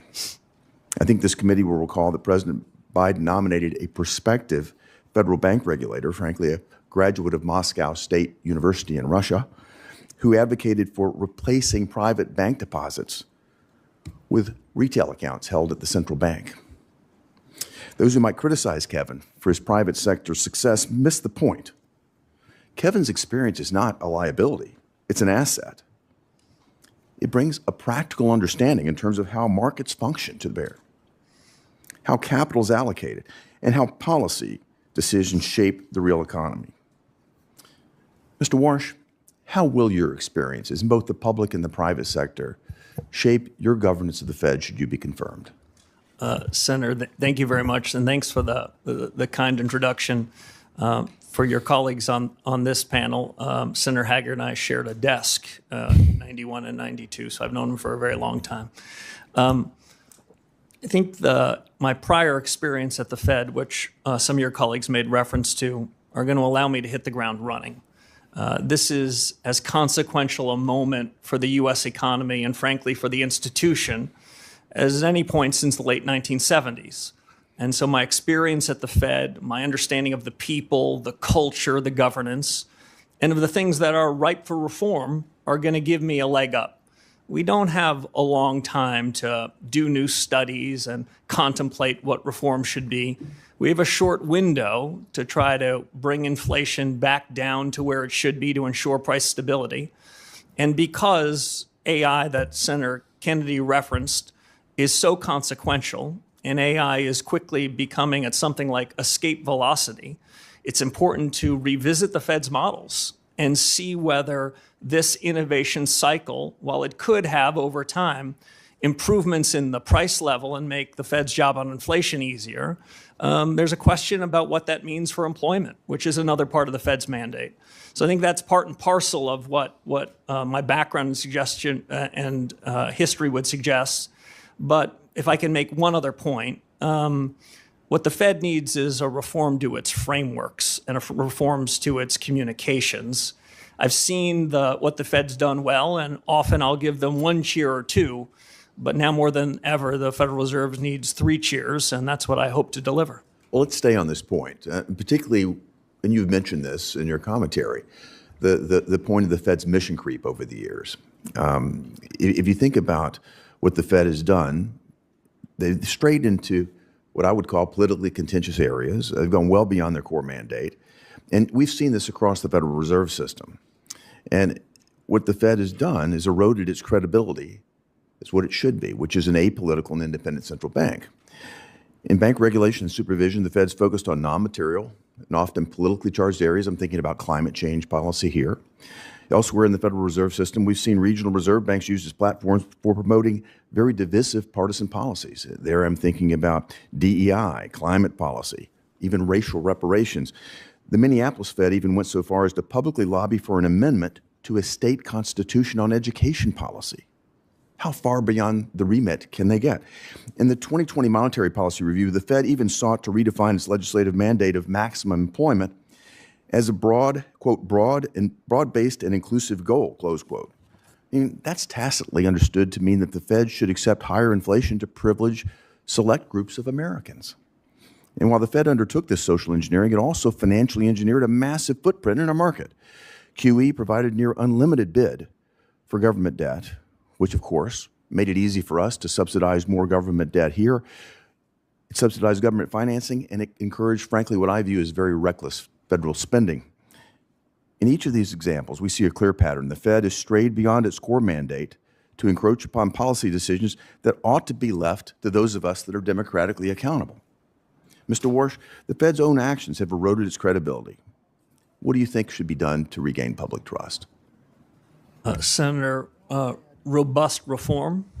The Fed can deliver on the mandate that you gave it if it sticks to its knitting. As it wanders into areas upon which it has neither authority or expertise, it loses its focus. And I'll just give one example. In 2020, as you reference, when the Federal Reserve changed its inflation framework in August of 2020, inflation was running at around 1.72%. And the Fed changed its framework, rewrote in some sense the remit you gave it, and they asked for a little more inflation. They ended up with a lot more, and that was the foundation for the inflation surge that happened in the subsequent years, which we're still living with. Okay. Thank you, Mr. Warsh. Thank you, Mr. Chairman. Senator Smith. Thank you, Mr. Chair. Good morning, Mr. Warsh. It's still morning. Let me start with this. I think you have said that you have confidence that this economy has potential. I think that's fair to say. And you've also said that this is a time of great consequence for the nation's economy, perhaps one of the most significant hinge points in a couple of generations. That's fair to say? Yes, Senator. Thank you. And so I agree with that. And I actually want to go a bit further because I think that it seems to me that this economy is amazing for rich people, people who have a lot of capital. And in fact, we can see in 2025, billionaire wealth grew 3 times faster than the average rate of the previous 5 years. And wealthy households hold a massive portion of the nation's wealth. And this, I think, is the tipping point that our economy actually faces right now. And I can tell you that in Minnesota, a lot of people are telling me that it is harder and harder for them to afford the basics. They aren't rich. They don't have enough money to pay their bills, to pay their doctor's bills. So I want to look at this with you for a few minutes, and I want to start with inflation. So last week, President Trump said that gas prices are, quote, not very high, and, quote, we're having some fake inflation because of the fuel. So understanding what you've been saying about data and measurement and all of that, let me just ask you, do you think that gas prices going up 20% is fake inflation? Senator, the gas prices like beef prices, eggs, milk, and the rest, they move. And when they move in the wrong direction, American people are hurting by it. There's no question about it. That's right. American people feel it. It's not fake to them. It's money that they don't have in their pocket because gas is up 20%. I think my constituents would say that that inflation is real and not fake. Okay, so let's look at unemployment. At the State of the Union, the president said, quote, the roaring economy, this is the quote, the roaring economy is roaring like never before. So do you agree with that statement? Is that how you see the economy, that is roaring like never roaring before? So Senator, if I can clarify two things. One, there's a difference between the change in prices and inflation. The change in prices happen in a market economy. When inflation moves up, that's because the Fed had something to do with it. Now, on the state of the economy, I would say that the broad contours of the economy are improving. The potential of the economy, the real results of the economy are improving, but I think it can improve more. And I think in the years ahead, I think the economy's potential is strengthening. So, the reality is that the economic data, understanding what you're saying about economic data being not imperfect, that there was almost zero job growth in 2025. And so that looks to me like not a roaring economy. It looks like a weak economy, which is what my constituents are telling me back in Minnesota. Let me go to one last look at this. Around the country, the average cost of home insurance rose 12% last year. Now, in my home state of Minnesota, not a coastal state, premiums rose 34% in 2025. This is, of course, caused by extreme weather events, hail, floods, tornadoes, hurricanes, climate change. So is that inflationary, in your perspective? Is that increase in home insurance, property and casualty insurance, isn't that inflation? So, Senator, if I can answer two questions that I think I heard, and we talked about both of these in your office. When we look at the payroll numbers every month and we ask ourselves whether it's good or bad, the job you gave to the Federal Reserve is to ensure we're at maximum sustainable employment. I think broadly speaking, the economy is running about close to full employment, though we never know what the right number is. So if Americans that want a job can find a job, then by the Fed's metric, we're at full employment. On the question of insurance premiums and the rest, when I look broadly across the economy, I would say when we look at health care, when we look at education, we look at housing, those prices have tended to go up more. In the less regulated parts of the economy, we've seen a downward structure, a downward change in prices, and we try to aggregate them the best we can. But I'm not exactly sure what your point is there, but I would just say that my point here is that rising home insurance rates caused by increasing extreme weather events, climate change, is another inflationary pressure that people in my state are dealing with. And this, of course, the reason I'm focusing on this is because I'm worried that because of the pressure that you are going to be under from the president to lower interest rates, that this inflationary pressure that my constituents are feeling is going to get worse and not better. And so I don't have time to ask my last question, but it is literally this. The president has said that he demands that the next Fed chair will lower interest rates. And I take him at his word at that, and that is what causes me such grave concern here. Thank you, Mr. Chair. Yes, ma'am. Senator Lomas. Thank you, Mr. Chairman. Welcome, Mr. Warsh, and congratulations on your nomination. And thanks for appearing before this committee, and taking both the positive questions and some of the hostility. I apologize for my colleagues' behavior when it strays outside of decorum.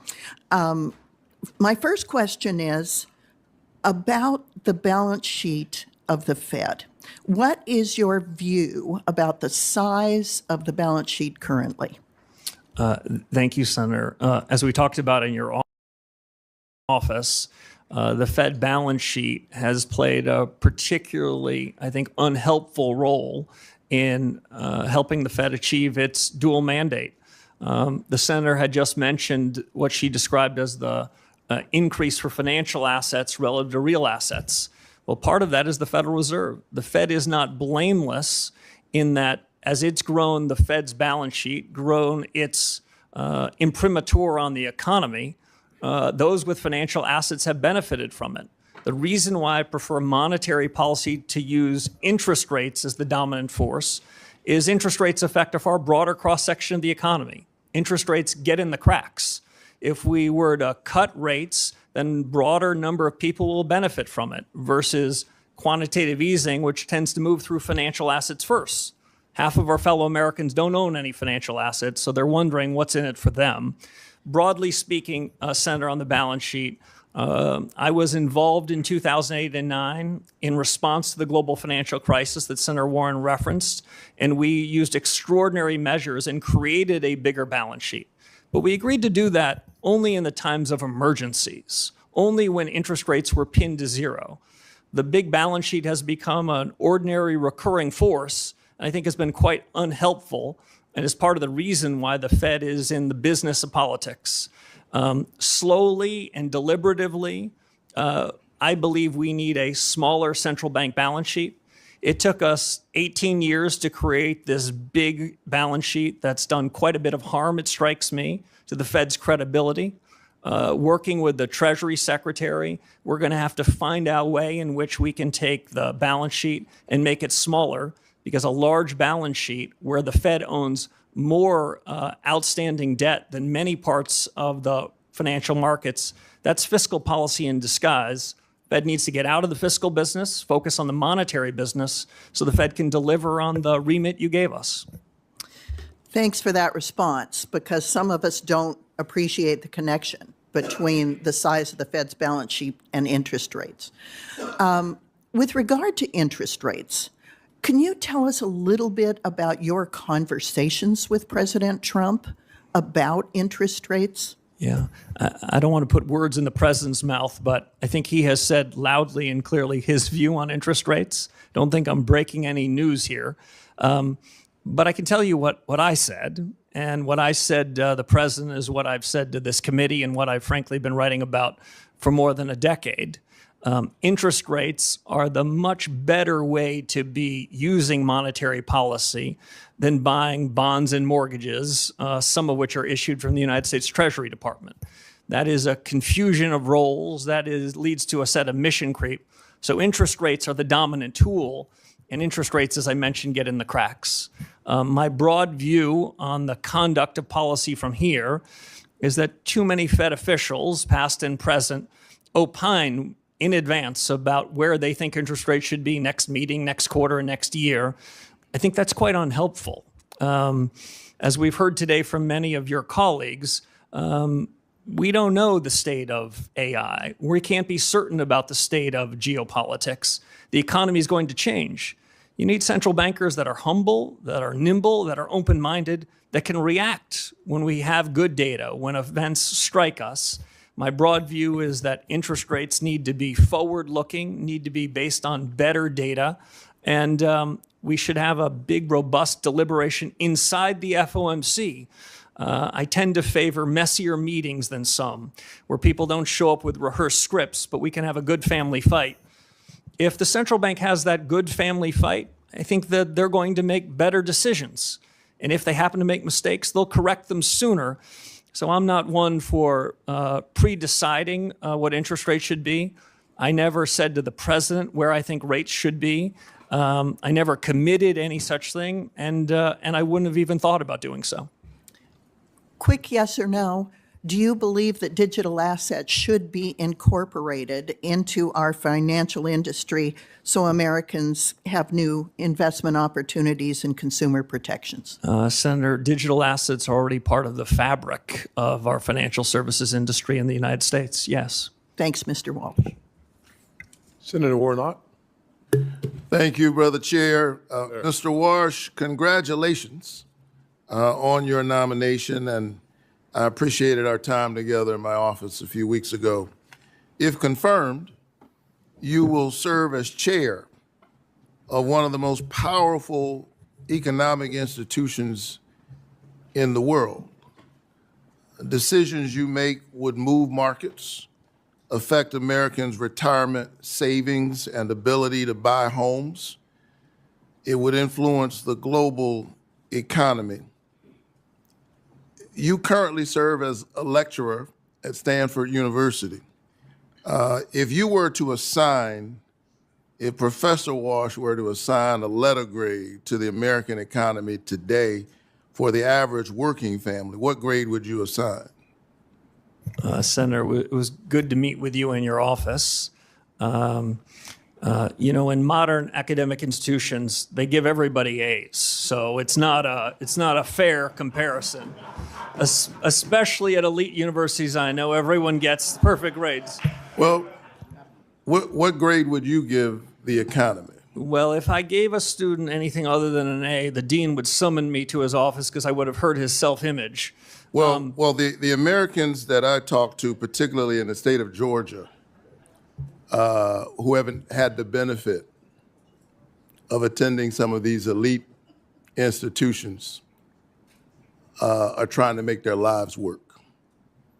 They're sitting around their kitchen tables trying to figure out how to put their kids through school. And regardless of how the markets are doing, consumer confidence is at a record low.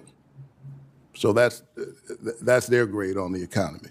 Working families are struggling, and things are getting worse. The inflation rate has remained elevated above the Fed's 2% target rate throughout President Trump's term, despite his promise to lower inflation. The president's war in Iran has spiked energy prices by 11%, and Americans are paying on average nearly $4 a gallon for gas because of the war.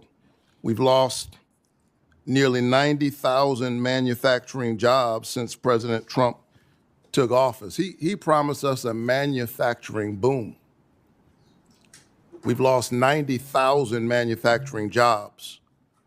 And Americans already dealing with high prices paid $1,000 more per household in 2025 as a direct result of President Trump's illegal tariffs, which he remains committed to in spite of the Supreme Court decision. He does even better than this practice of these institutions. When asked what grade he would give the economy, he said an A, and then he thought about it and said, no, actually A+++. And as I thought about his answer, I was wondering who was he talking about? Who is it an A+ for? Certainly not the ordinary working class Georgians that I'm fighting for every single day. Maybe the people closest to him. But I'm hard pressed to think that folks across the state of Georgia who are looking at their grocery bill, looking at their gas bill, looking at the $1,000 that they've had to pay would give the economy an A++. What are your thoughts? Senator, thank you. If the Fed were to execute on a series of policy reforms, then I believe the economy can be stronger. I believe inflation can be lower, and I believe real take-home pay can be higher. I think the Fed is not blameless for the divergence you described between those that have financial assets and those that don't. Had the balance sheet not been brought from the $800 billion level when I showed up at the Fed in 2006 to an order of magnitude higher, if the Fed had kept a smaller balance sheet, the way the senator I just talked about a few moments ago, I think interest rates could be lower, inflation could be better, and the economy could be stronger. Yeah, you discussed your theory of the case with me in that regard. But I think you would agree that the recognition, I think implicit in your testimony is the recognition that this is not a A++ economy. In your economy, in your testimony, you note the importance of price stability and correctly note that inflation means people lose purchasing power, particularly harming low-income folks. But I also noticed your testimony did not really discuss the Fed's other mandate, and that's to maximize employment. Inflation is critically important, but if you don't have a job, you're in trouble. Do you view the Fed's mandate for maximizing employment as equally important to its price stability mandate? And are you concerned about weak job growth numbers? Before the nominee answers the question, the senator from the elite university, Morehouse, is out of time. So I appreciate the question, but we will have the answer submitted for the record. I know you wanted to attend Morehouse College. I'm sorry. Everybody wants to attend Morehouse, by the way, but I am a Charleston Southern buck. I appreciate it. Very happy about that. He couldn't get into Charleston Southern, but it's good you got in somewhere. This is good. If you can't get into Morehouse, go to Stanford. Everybody's got jokes up here, so we'll go to Senator Brett. Thank you, Mr. Chairman. Before I get started, I want to emphasize that transparency and accountability at the Fed are absolutely vital. The American people need to have trust in our government. We need to have trust in our government agencies, and that includes transparency and accountability at the Fed. So when we're talking about billions of dollars being spent on renovations, it's absolutely appropriate for Congress to ask questions. And it is absolutely appropriate for Congress to get answers. We need to understand where this substantial amount of money has gone, and we need to ensure that every institution, including the Fed, is always making decisions that are in the best interest of the American people. And so I urge everyone involved to make sure that any outstanding questions on this matter come to fruition so that we can get answers and move on and have a smooth and timely transition and a confirmation process, of which I want to say congratulations on both your nomination, your willingness to be here today, and I also want to say that to your family. I think a lot of people miss the fact that when any of us step up to serve, that it's not just you, your family that goes through so much. And so we just want to say, that sacrifice is often overlooked, and we certainly appreciate your family being with you today and all of you and what you're willing to do here. I had a chance to get to know you over the years, and as many of my Republican colleagues have and other colleagues, and I think we would all say you are absolutely the right man for the job at the right time in our country's history, and I am excited about your leadership at the Fed. We have had an opportunity to talk about a number of issues, but I know that your integrity and that your commitment to the American people are going to help restore confidence at the Fed, and it will also ultimately serve our country incredibly well. So it's not going to be any easy task to return that confidence. We have spoken about needed reforms at the Fed on the monetary policy side and also the operational and internal standpoint as well. And of course, your calls for reform aren't baseless. You served at the Fed during one of the most challenging times. You just referenced it in your previous answer to a question from my colleague across the aisle. I believe you said there was a balance sheet, $800 billion, when you showed up in 2006. So talk to me a little bit, speak to me about that, about what you have seen during your time and tenure at the Fed already, and then what other life experiences you have that you will bring as you tackle this role. Yeah, so Senator, great to see you again. So the chairman knows I worked with the senator when she was a staffer on this very committee, and I was a young staffer myself. So it's an honor to be here. And Senator, as you know, this is a serious responsibility. I'm honored the president nominated me for it. This is a time of consequence, not just for the country, but for the central bank. I think the central bank can go back to first principles and improve itself. I see most of the actions of the Fed come from good intentions, but when you gave the Fed a remit, it wasn't a general roving remit to do what it thought was right. It was a particular remit to focus on particular issues and to not wander. And that's the trade-off on independence. Independence about the conduct of monetary policy, where we can hear criticisms from others in the economics profession, elected officials, and we should be open-minded to them. Listen, I think there's been a considerable amount of groupthink in the economics profession, and so being open-minded to it is important. But outside of monetary policy, it's important that the central bank work with the government on areas of overlap. And so I think that's likely to happen going forward. If you ask Senator Britt about my biggest lessons are about how a central bank should be acting in crisis times versus in normal times. In the crisis of 2008 and the pandemic of the crisis of 2020, that's when the Fed needs to take extraordinary measures. Going back to the founding of the Fed in 1913, it was created to respond to shocks. And so there, I think central bankers often should get the benefit of the doubt. When the world is racing away from it, the real economy is suffering fast, the central bank should show up with liquidity support. But the job of the central bank is to try to mitigate those risks in advance, to buy insurance so that we don't go from shock to shock, from boom to bust. And so my criticism is more about the conduct of monetary policy and regulatory policy in normal times. And that's the area that are in need of reform. We have a window where the economy is improving, but I would say more improvement is still possible. And it's during this policy that we need to look introspectively, look fundamentally at reform. So when there is another risk, there is another shock, the central bank is prepared to address it with less harm to the real economy. Thank you so much. I am out of time. I look forward to your service to our nation, and I know that we will be in great hands. Thank you. Thank you, Senator Britt. Senator Kim. Thank you, Chairman. Mr. Warsh, good to see you. I guess I just wanted to start off by talking about just the state of American families right now. Nearly 60% of people surveyed say that they're worried about affording the very basics: rent, gas, groceries, the bills. 60% of Americans say that they cannot handle a $1,000 emergency. 40% of Americans saying that they can't handle a $400 emergency. I wanted to ask, do you agree that the American families are struggling right now with affordability? Senator, as we discussed in your office, central bankers should not be second guessing what people feel and see in their own lives. People's lived experiences matter to them.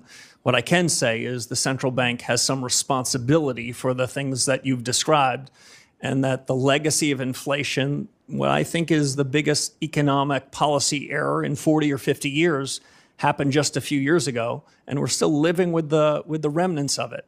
I think inflation is less problematic than it was a couple of years ago, but I would not. But the problem of affordability continues, though. That sounds right, right? Yeah. Because I'll be honest with you. When I hear, I heard 2 months ago President Trump say, he said, quote, "What word have you not heard over the last 2 weeks? Affordability, because I've won. I've won affordability." It sounds like you would disagree with that assessment that the fight for affordability for American families is over. So I think the trend is going in the right direction. But we still have more work to do. Well, the way I would describe it, Senator, is the cumulative increase in prices starting in early 2020 till now is between 25 and 35%. So I understand what hardworking Americans say. It's still a struggle. That's a legacy of a past policy error. One thing that you talked about before is about just the real costs that families are facing right now. And I appreciate that you were pushing back on that comment that the president had about calling the energy prices and the fuel price increases that we're having fake inflation, because right now Americans have paid more than $8.4 billion more in gas during the first month of this war. Fertilizer, 70% of respondents to the Farm Bureau survey said that fertilizer is unable to be afforded right now, just given the price increases. Are you concerned that there could be real long-term effects of this war in Iran, especially if we're continuing to see these challenges when it comes to fuel and fertilizer? Senator, if my reform agenda, if confirmed, stands for anything, it's for the central bank, especially the Fed chairman, to stay in its lane. I know that, but you also I wouldn't want to wander outside of it. I'm happy. But you're also charged with forecasting in terms of understanding where our economy is going. So does an impact of that magnitude rise to something that the Fed should keep an eye on and be concerned about? The Fed should have an open mind towards all sorts of data, but the things that central banks can affect are things that are not one-off in nature, but are persistent and find their way into the generalized price level. And that's something I wanted to ask you about that, because you talked about a fundamental policy change when it comes to the Fed, and I guess I wanted to just get a little bit more clarity on that. You know, Senator Lummis mentioned about the balance sheet and the concern you have about that. What level do you think the balance should be at? You know, if it's 6.7 trillion now, where do you think the goal is in your mind? So I haven't fixed a particular number, but any changes, Senator, in the balance sheet would be part of a public discussion, debated rigorously. And if and when the central bank comes to a judgment about a new balance sheet policy, which I hope the central bank would, it would be described well in advance. As I mentioned, it took 18 years to create this balance sheet problem, and we won't be able to fix it in 18 minutes. And so that's why I think deliberation here is important. But it suffices to say it should be smaller, and at least as important, it should not be holding long-term Treasury assets as if it's the fiscal authority. That's when it gets into politics. I appreciate you saying that it's important to be able to have that public discussion. I mean, one thing that's come up as I've been engaged with different experts is concern about rapid reduction. If you are moving in that speed, that it could generate a number of concerns, including upward pressure on long-term interest rates. So I guess I just wanted to check, do you share that concern? You know, as you are thinking about how to reduce it, do you also understand, though, that there are concerns about rapid reduction in the speed with which you're trying to go down? Yes, Senator, and that kind of regime change would have to be deliberate, well orchestrated, well choreographed, and well described so that unnecessary upset are not done to financial markets as we go to a policy regime change much more focused on interest rates. With that, I'll yield back. Thank you, sir. Senator Ricketts. Thank you, Mr. Chairman. Thank you, Mr. Warsh. It was great to see you in my office. Thanks for coming by. I want to continue to talk about inflation because it is something that is incredibly important. I think you share the view that inflation is a silent tax on American households. Is that accurate? Senator, it's accurate. It's the most regressive tax that anyone in Washington could come up with. If you were trying to do the most harm to the least well-off among us, inflation would be the way to do it. Yeah, and my colleagues on the other side of the aisle have been talking about that. And I note, at least I don't recall, that they ever talked about that during the Biden administration. Because it was during the Biden administration that we saw this record inflation, this 40-year-old high inflation. And yet my Democrat colleagues were silent about it back then. Now they want to talk about it. But of course, American households were hurting back then as well. Inflation was caused by President Biden's reckless policies and reckless spending. Let's look at ARPA, a partisan bill that was passed by the Democrats, which cost taxpayers $1.9 trillion. When ARPA was passed in March of 2021, inflation was at 2.6%. Inflation quickly accelerated. It was over 5% by May, June, and July, and by the end of the year, December, it was 7%. Does federal government spending have anything to do with inflation, Mr. Warsh? Senator, as we talked about in your office, my view of inflation is a bit different from some. I don't think inflation comes about when the economy grows too much or hardworking Americans get an increase in their wages. I think inflation comes about when the government prints too much, by which I mean the central bank, and broadly speaking, the government spends too much. And so we're spending too much money, and now we've been cleaning up their mess ever since. I will also note the Republicans have been taking efforts to reduce the deficit. I think year to date it's down about 10.6% from where it was last year. And this is why it's so important we get our spending under control. I think you also talked about the balance sheet.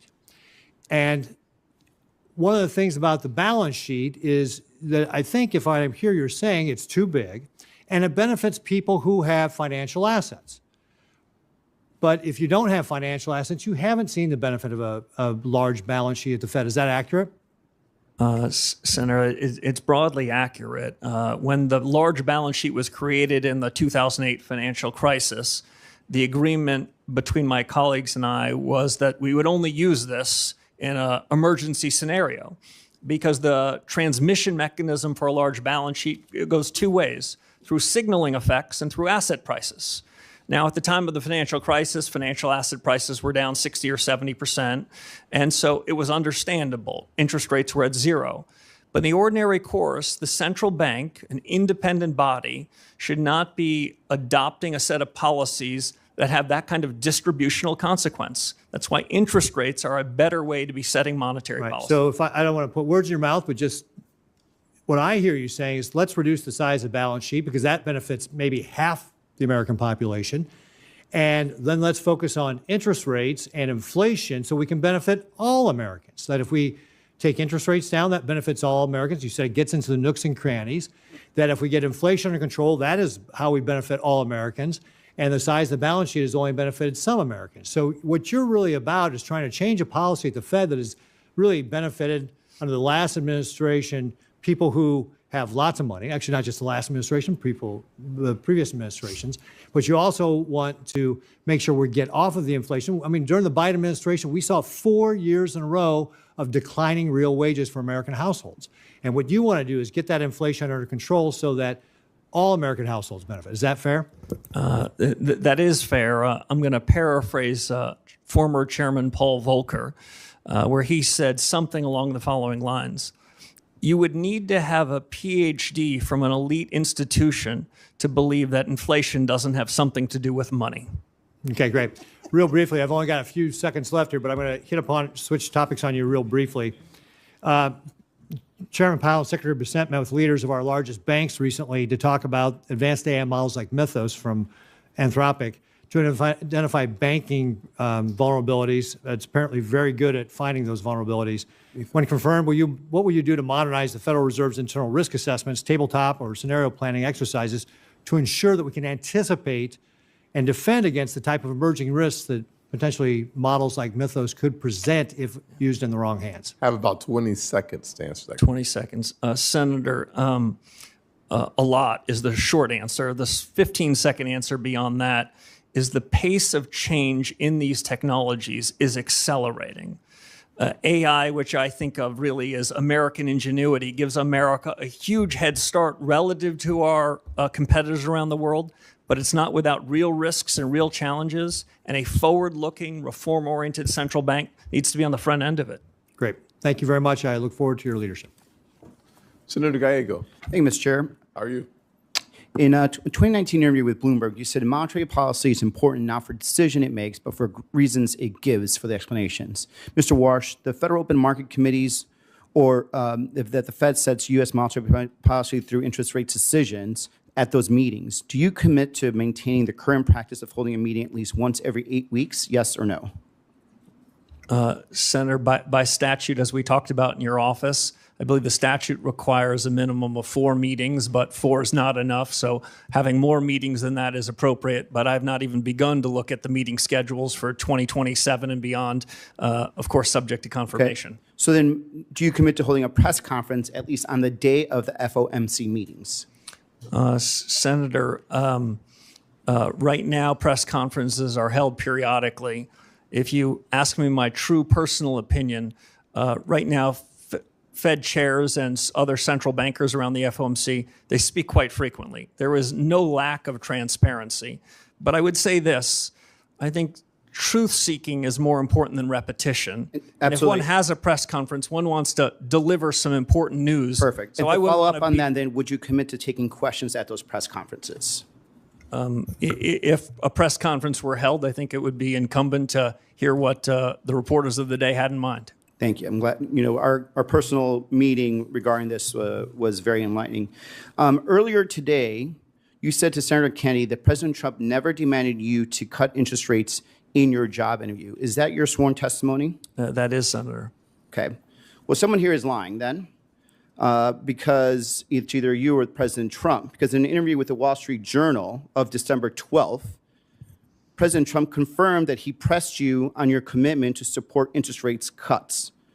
And I quote, during a 45-minute meeting with Warsh on Wednesday at the White House, the president pressed Warsh on whether he could trust him to support interest rate cuts if he were chosen to lead the central bank. According to people familiar with the meeting, Trump in the general interview confirmed that, repeating, Mr. Chairman, I'd like to enter for the record the Wall Street Journal article, December 12th. Trump says he's leaning towards Warsh or has it to lead the Fed. So, this brings up an issue of credibility at this point. Who's lying here? Is it you or the president? Because the president confirmed that he did ask you to cut interest rates. Senator, there's, of course, a third alternative. You cite a couple of reporters for a leading financial newspaper. I recall reading that story at the time. Did you issue a correction? I think those reporters either need better sources or better journalist standards. Did you ask for a correction? There are things in the newspapers that I see all the time that don't strike my ear as correct. So it is, in your opinion, that the president then is lying when he said he did not ask you? I can only repeat to you, Senator, what I said to several of your colleagues. So you did not. You right now, under sworn testimony, are saying just right now that the president of the United States in that job interview did not ask you to cut interest rates. The president never asked me to commit to interest rate cuts at any particular meeting over the period of my tenure at the Fed. He didn't ask for it. He didn't demand it. He didn't require it, and nor would I have ever done so. So if these reporters come back and say to do another follow-up on this and they confirm what they heard, what will your response be? Well, my response would be what I suggested to you a few moments ago. As I read that story in real time, I remember thinking they either need better journalistic standards or better sources. So, here's my problem, Mr. Chair and colleagues. And Mr. Warsh, I think you're incredibly qualified. But a lot of us are actually worried about the integrity of the Federal Reserve. We're worried about what this means for the economic markets, and we're worried about what this means for inflation.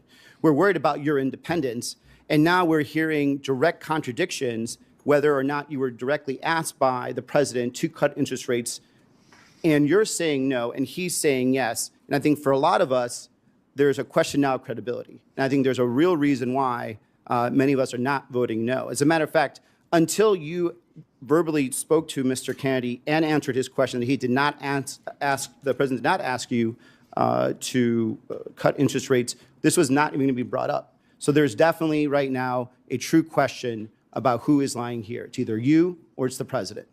I yield back. Senator, if I might respond? Certainly. Thank you. I take my responsibility to be an independent leader of the Federal Reserve very seriously, if confirmed by this body.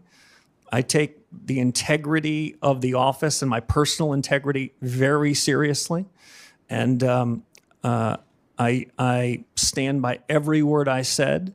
The president never asked me to commit to any such thing, nor would I ever do so. Mr. Banks. No, sir. Thank you, Mr. Chairman. Governor Warsh, congrats on your nomination. As we spoke about during our meeting in my office, I strongly support your nomination and look forward to voting for you to be the next chairman of the Federal Reserve, and it can't happen soon enough. One policy area that we strongly agree on is the threat that China poses to America's economy. In fact, you've written publicly that China is deliberately positioning its financial system to rival U.S. leadership and actively working to elevate its currency on the global stage. Can you talk for a minute about how the Federal Reserve reinforces the strength of the U.S. dollar as the world's reserve currency in the face of that challenge?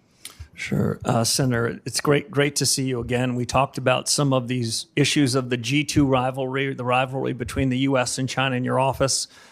If confirmed as chairman of the Federal Reserve, I will then have to say that it's the Treasury Secretary's business to talk about the dollar. It's the Fed chairman's business to talk about interest rates. But I think I can say this quite comfortably. The dollar is the linchpin of the global economy. The United States and the Federal Reserve is a beneficiary of the strength of the dollar. The U.S. financial system is the most important financial system in the world, and the central bank's been charged with really important responsibilities in overseeing it and supervising it. There are risks to the U.S. position in the world, including economic. The economic statecraft agenda led by Secretary Bessent and Secretary Rubio is an important one. On that, the Fed will play a supporting role in ensuring that the financial system is as safe as it can be, and work with them, because it's outside of the conduct of monetary policy, to ensure the U.S. is on its front foot and in a position of strength during this period of rivalry between the U.S. and another nation around the world. What are some of those? I understand the role of the Treasury Department versus the Fed, but what are the most important steps that the Fed can take to reinforce confidence in the U.S. dollar? Deliver stable prices, Senator. Deliver an economy that improves from here even further, where real take-home pay moves up, where inflation falls and the U.S. economic growth potential is the best in the world. I mentioned earlier, Senator, something that I really do believe. AI is a testament to American ingenuity. The United States is the best positioned country in the world to take advantage of it so that the U.S. economy, U.S. workers benefit from it. That the U.S. is in a better position than anyone else, but it's filled with challenges, geopolitical challenges, technology challenges. So the sooner that we can hit the ground running on reform agenda, the better. You wrote in an op-ed in 2021 in the Wall Street Journal that I recommend everyone reads. It's one of the reasons that I wholeheartedly support you because of it says a lot about you in this op-ed. But you talked about how the PRC is actively promoting its digital yuan currency with the explicit goal of creating an alternative payment system that sidesteps U.S. sanctions. You've been very clear that China is not playing by the rules. China is buying over 80% of Iran's sanctioned oil in Chinese currency through Chinese banks, completely outside SWIFT. The Iranian government says it is charging ships to transit the Strait of Hormuz and collects payments via crypto and Chinese currency. What tools does the Federal Reserve have to defend the dollar's role as countries route payments through the Chinese financial systems to do business with Iran and other adversaries? Yeah, Senator, thank you. As we talked about before, monetary policy is independent. But outside of monetary policy, the Federal Reserve can be working hand in hand with the rest of the government. The Federal Reserve is independent inside of government, not independent of government. What the U.S. can do with respect to the dollar is have a more robust payment system. The Fed has a number of payment systems that most financial participants in the world use. I would say they all are in need of substantial reform. There's a system called FedNow, which some describe as Fed yesterday. There's a series of new technologies that the Fed needs to oversee and needs to architect so that the payment system in the U.S. is the safest, most efficient, most capable in the world.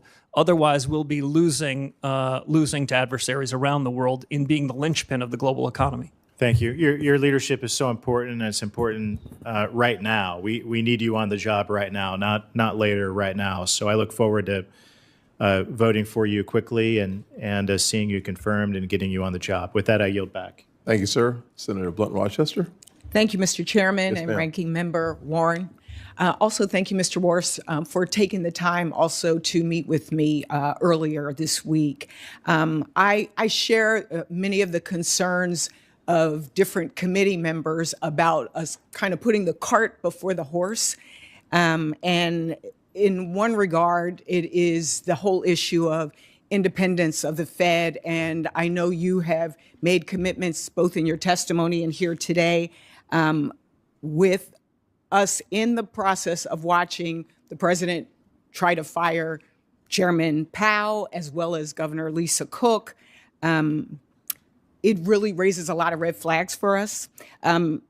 Even Justice Kavanaugh said that no president has fired a sitting governor in the 112-year history of the Fed, which was structured to be independent of day-to-day politics, and that it would weaken, if not shatter, the independence of the Federal Reserve.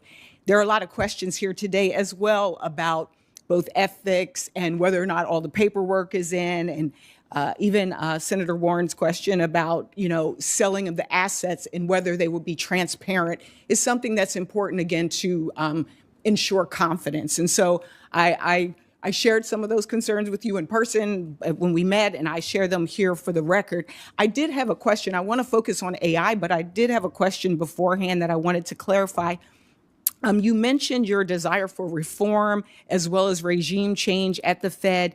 Could you just clarify, you didn't mean removing the regional bank presidents whose 5-year terms were just restated and re-upped in December? Senator, I meant policy regime change.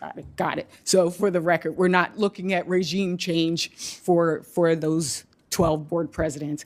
I want to jump to AI because it's probably one of the #1 issues that I hear about in my state. I'm former Secretary of Labor in Delaware.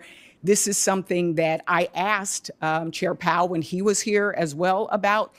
A lot has happened in a year.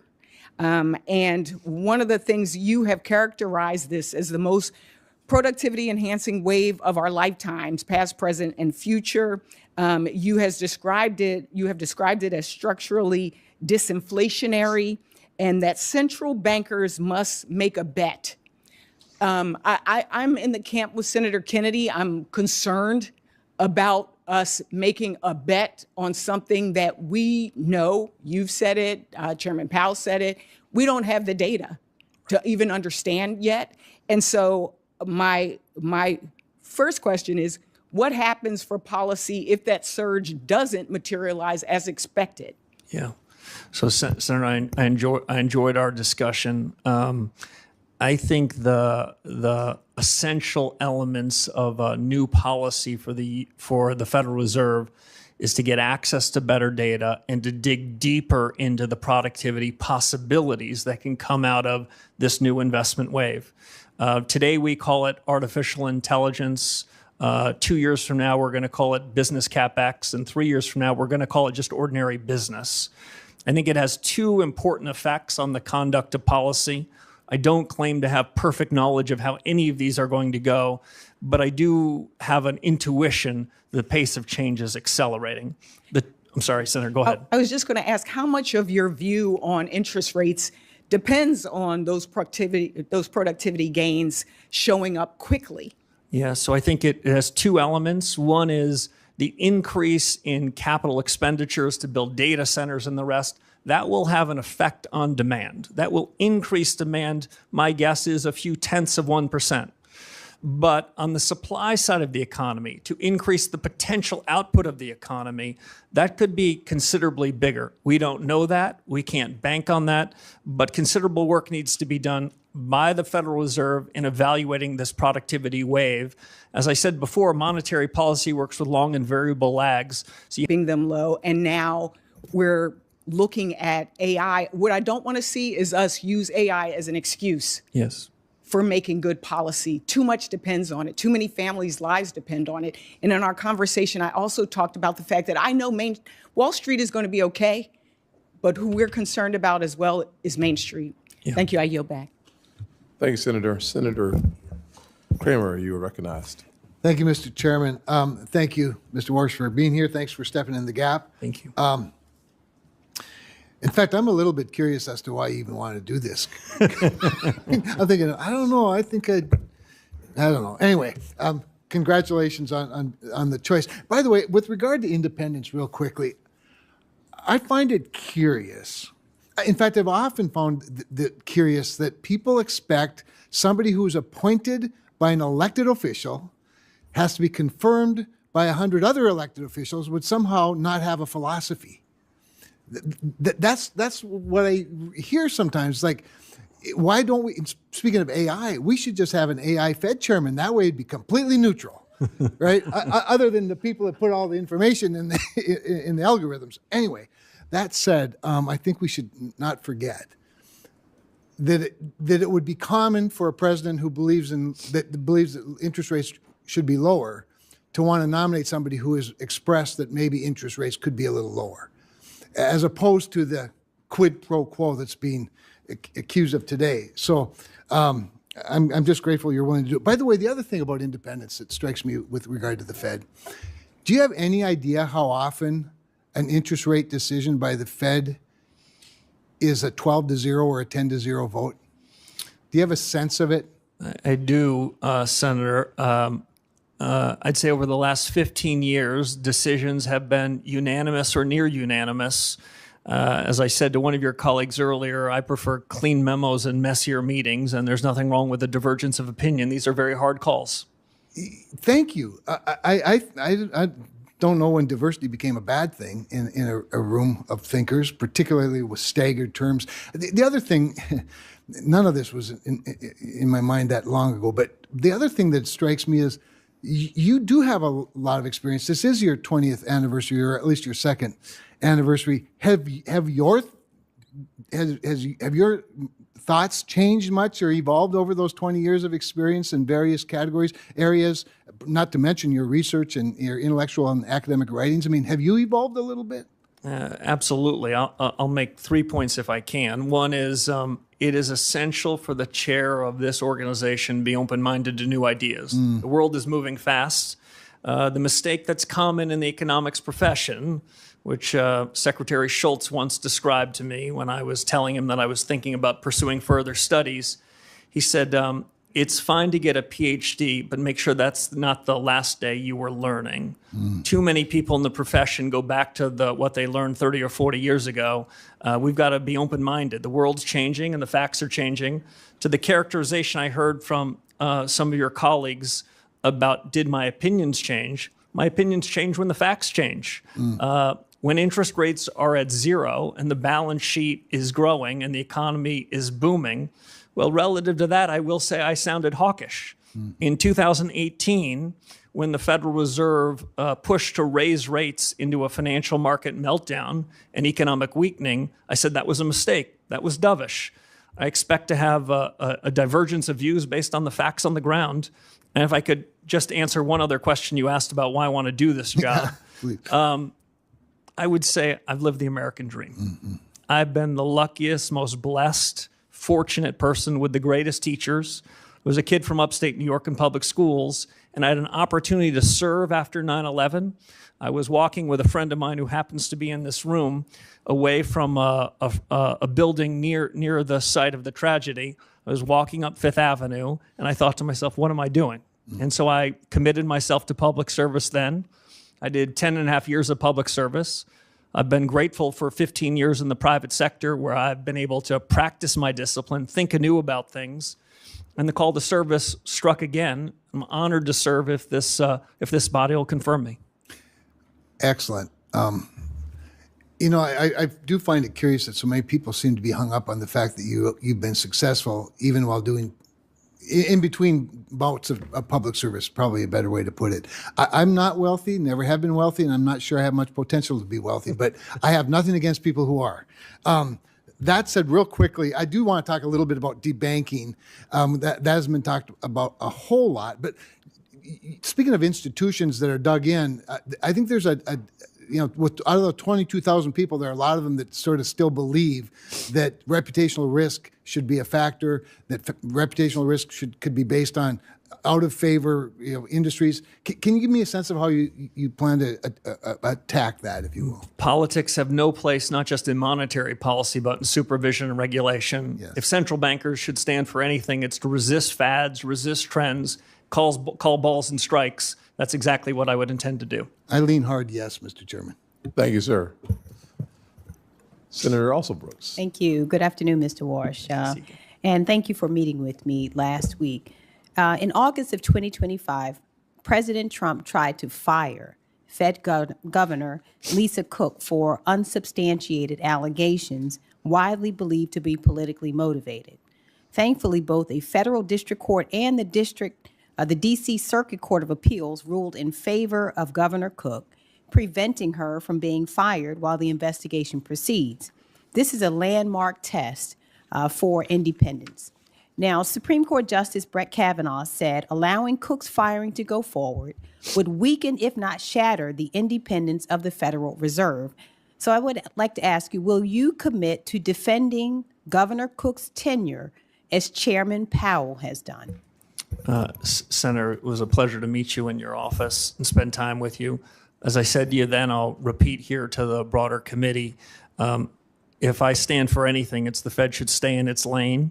As I understand that matter, it's pending before the United States Supreme Court. I think it's inappropriate for me to weigh in on that, especially because in the event that I am confirmed, I could be a party to that matter. Well, I disagree with Mr. Warsh. I disagree with you. This is your future colleague who was confirmed by both this committee and this Senate to serve her country. Chairman Powell has defended her tenure, and your answer to this is you will not defend her. Is that correct? No, Senator, that's not my answer. My answer is there's a pending case before the Supreme Court, the results of which I think we're going to hear about soon. If confirmed by this body, I will follow the Constitution, the Supreme Court law, and the best of the Fed's tradition. Well, let me ask you this then. Do you agree or disagree with Justice Kavanaugh on the Supreme Court, who said that her firing would weaken, if not shatter, the Fed's independence. Do you agree with Justice Kavanaugh? So I took a constitutional law class, but I wouldn't say I'm worthy of being a Supreme Court justice. What I can say is Fed independence means everything to me. And it means, and that's exactly what I would try to do if I'm confirmed. Well, I'd like to move on to the criminal investigation of Chairman Powell. The Trump administration could have taken many off-ramps to end what is a ridiculous exercise. Instead, they have doubled down. U.S. Attorney for the District of Columbia, Jeanine Pirro, sent prosecutors to the Fed last week to continue this circus, and they were turned away. Chairman Powell has said that the administration's investigation is not about any testimony or the renovations of a building, calling these arguments pretext, and he said that the threat of criminal charges is a consequence of the Federal Reserve setting interest rates based on its best assessment of what will serve the public rather than following the preferences of the president. So do you dispute Chairman Powell's assertion that the investigations are pretext for policy disagreements? Senator, as I said with respect to the other case, this is also pending before the courts. I have a ton of confidence in the court's ability to make a final resolution. I'd abide by any judgment of the courts and would follow that judgment in the best of the Fed's traditions. It's difficult. Let me just ask you another question instead. Just a few days ago, bless his heart, President Trump called Chairman Powell a stubborn, incompetent person who he said suffers from Trump derangement syndrome. Now, can you say before this committee that you disagree with this characterization? Yeah, my disagreements with Chairman Powell are about policy, not about personality or personnel. Okay, let me ask you another question about the president. Now, my colleague a moment ago said to you that the president, you said the president has never asked you about lowering interest rates, and you said he never specifically, is the word you use, demanded that you decrease interest rates. Well, did the president generally suggest this to you as well? You know, in my recitation to your colleagues, I wasn't trying to be clever. The president never generally or specifically instructed me, suggested I should commit to any interest rate path whatsoever. Okay, let me go to another point. So if the Senate does not confirm you by May 15th, the president may inject more financial chaos into our economy by illegally attempting to remove Chairman Powell and installing someone else until your confirmation. Now, the law is quite clear here. If there is a vacancy, the current chairman continues to serve as chair pro tem until the Senate confirms a replacement. But the Trump administration is gearing up to fight this assertion. And I expect every financial leader and reporter is watching your words right now, which can move markets. So I'd like to give you an opportunity to reassure them. Do you agree that the law requires the current Fed chair to continue serving as interim chair while this replacement is confirmed? So I haven't been advised on that. I will say this. I was a summer associate for 8 weeks at a law firm, and that was the extent of my legal career. I'm certainly not capable of defining whether the Vacancy Act applies to the Federal Reserve or not. Right. Thank you. Yes, ma'am. Senator Bernie Moreno. Mr. Chairman, thank you for the honor of going last. I know that's normally reserved for people with much more status than I have, so I appreciate that very much. Mr. Chairman, I'm going to read something here for a second. Mr. Chairman, it's clear that Mr. Warsh is tremendously accomplished. He is committed to strong capital standards, effective supervision, and meaningful market discipline. He knows unequivocally that the Fed must be independent, non-ideological, and nonpartisan. And for this reason, I am proud to support his nomination. I wish I had said those words, but those are the words of Senator Chuck Schumer when he voted to confirm you, in fact, introduce you. So I would like to enter that into the record. As they say, there's nothing wrong with that, but it looks like Democrats used to love you at one point. What changed? The Senator, I don't know. Okay. You didn't catch the Seinfeld reference, so it's just proof that you did not watch the show. All right. Let me ask you some quick rapid-fire questions. I know people have enjoyed being here this long, but maybe not others. A lot has been said, and I think it's important, on the plight of working Americans when it comes to being able to afford the basic elements of what it means to be somebody here who's successful in the working class. Are working class Americans better off or worse off than they were 3 years ago? The aggregate statistics show improvement, but I do want to suggest with better Fed policy, I think the improvement can be stronger. No, clearly. But and we're not done, and we have a long way to go. But if you're somebody who's an average working American today in 2026, you're better off than you were 3 years ago, because 3 years ago, you were getting demolished by generationally high inflation. Is that true? The trajectory on inflation is improving, but there's more work to do. And one of the key parts of why I'm supporting you is because a total and complete focus and understanding that the interest rate tool is the tool that allows you to help working Americans much more than the balance sheet tool. Would you agree? Yes, Senator, I do. All right, perfect. Let's move on to central bank digital currencies. Do you agree that the Federal Reserve has no legal right to issue a central bank digital currency? Senator, I agree that they don't have the right, and I think it would be a bad policy choice. Somebody just put an exclamation mark on that. Under your chairmanship of the Federal Reserve, you will not have the Federal Reserve explore or any way move towards a central bank digital currency. If it's within the power of the chairman of the Federal Reserve, I agree with that statement. Perfect. Let's shift over to AI. A lot has been said about that. And I worry that some of my colleagues don't feel that this is quote unquote real or happening as quick as it is. It is happening insanely fast. In fact, would you agree that it could lead to an employment shock, especially for entry-level white-collar jobs? Senator, I agree with you on the pace of the technology revolution. I've had to update my own priors versus 6 or 12 months ago as I've seen the rate of improvement of the models. Senator, the way I describe it is this: I am more confident that there will be improved output than I am certain about when the effects of that would be on the labor market. I basically believe in the following good economic tenet, which is described as the lump of labor fallacy. And we tend to think in economics, there's only a fixed number of jobs, and we've got to fill them every day possible. The labor force, the structure of the labor market changes. The jobs that will be created 2 or 3 years from now, some of which are unimaginable to us today. But the lag between the improvement in output and the effect on the labor markets, that's got to be central to the Fed's thinking, given the pace of innovation in this cycle. And this concept of price stability plus maximum employment, that maximum employment piece is problematic when policymakers open our borders and let tens of millions of people come into this country illegally. Is that not correct? No, I'm gonna let you guys handle immigration policy. I'm gonna have plenty on my plate if confirmed. But adding 10 to 20, 30 million people into the country when you're trying to make certain that everybody here has a job is problematic, correct? Yeah, the central bank takes the labor market is as it is, and that's a function of policies you and the administration put in place. It's not our place to be opining on that. Okay. And let me just add one last thing and more to your wife. How did you get so lucky to have a guy that's so romantic that on Valentine's Day of 2006, he brings you to a Senate hearing? I mean, you set a high bar for all of us. Look, I'm going to ruin the suspense for everybody. You're going to be confirmed. You're going to be the Federal Reserve Chairman. And most importantly, you're going to do an incredible job. And I'm honored to be able to have been part of that process, and will vote for you resoundingly. Thank you, Senator. Well, that concludes the question and answer portion of today's hearing.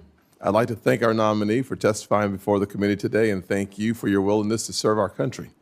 For senators, all follow-on questions for the record must be submitted by tomorrow, April 22nd at noon.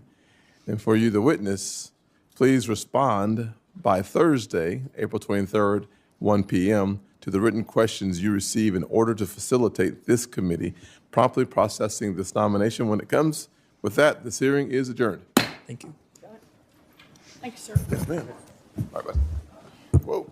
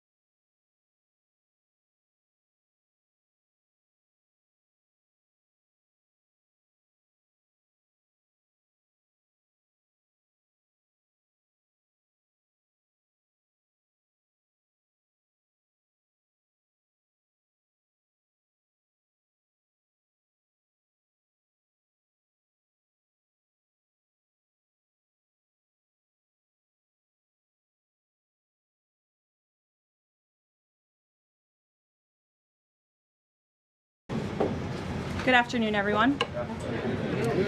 Later today, President Trump and the First Lady will welcome King Charles and Queen Camilla for a state visit here at the White House. First Lady Melania Trump has led all of the preparation for the state visit, which will honor the long-standing and special relationship between the United States and the United Kingdom. As I told many of you on Friday afternoon, I thought that would be my last time taking your questions until after my